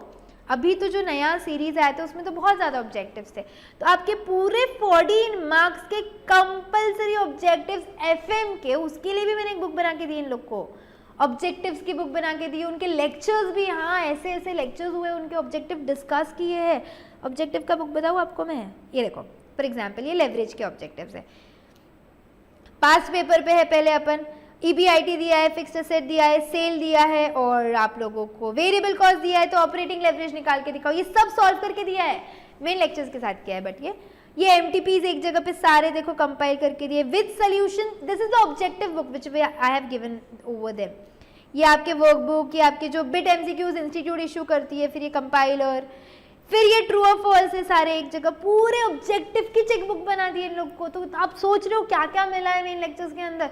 उसके अलावा ये रिवीजन में हम क्या कर रहे हैं, देखो आपको मैंने बताया है ना, आपको रिवीजन का भी मैं चीज़ बताती हूँ एक बहुत इंपॉर्टेंट, क्यों, क्योंकि आपको रिवीजन अटेंड करना बहुत नेसेसरी है। मेरे को कुछ बच्चे होंगे जिन्होंने अपने मेन लेक्चर्स लिए हुए हैं, जो मेन लेक्चर्स में बैठे हुए हैं, कुछ नहीं भी होंगे, इसलिए I am just giving you a briefing. ये जो रिवीजन की बुक बनाई है ना, उसका फॉर्मेट और स्ट्रक्चर बहुत ही इजी रखा है, मतलब आप देख रहे हो ना, क्वेश्चन सोल्यूशन, टॉपिक्स जो है वो मैंने एडजस्टमेंट वाइज डाला है, एकदम सिस्टमैटिकली सीक्वेंस में अरेंज करके डाला है। सॉल्व हर एक जो क्वेश्चन है वो सॉल्व है, 180 प्लस क्वेश्चन डाले मैंने पूरी बुक में, और सबके सब क्या है, सॉल्व है, बराबर है क्या, करेक्ट। ये जो है ना, this book has the contents of module, MTP, RTP, सबके कंटेंट है महासंग्राम के अंदर, मतलब सब कुछ एकदम मस्त से अरेंज है, और पूरा उसका special thanks two of course Akash sir है। दिख रहा है आपको, ये मैंने बुक का प्रीफेस दिखा दिया कि क्या क्या आपके वो बुक में रखा हुआ है।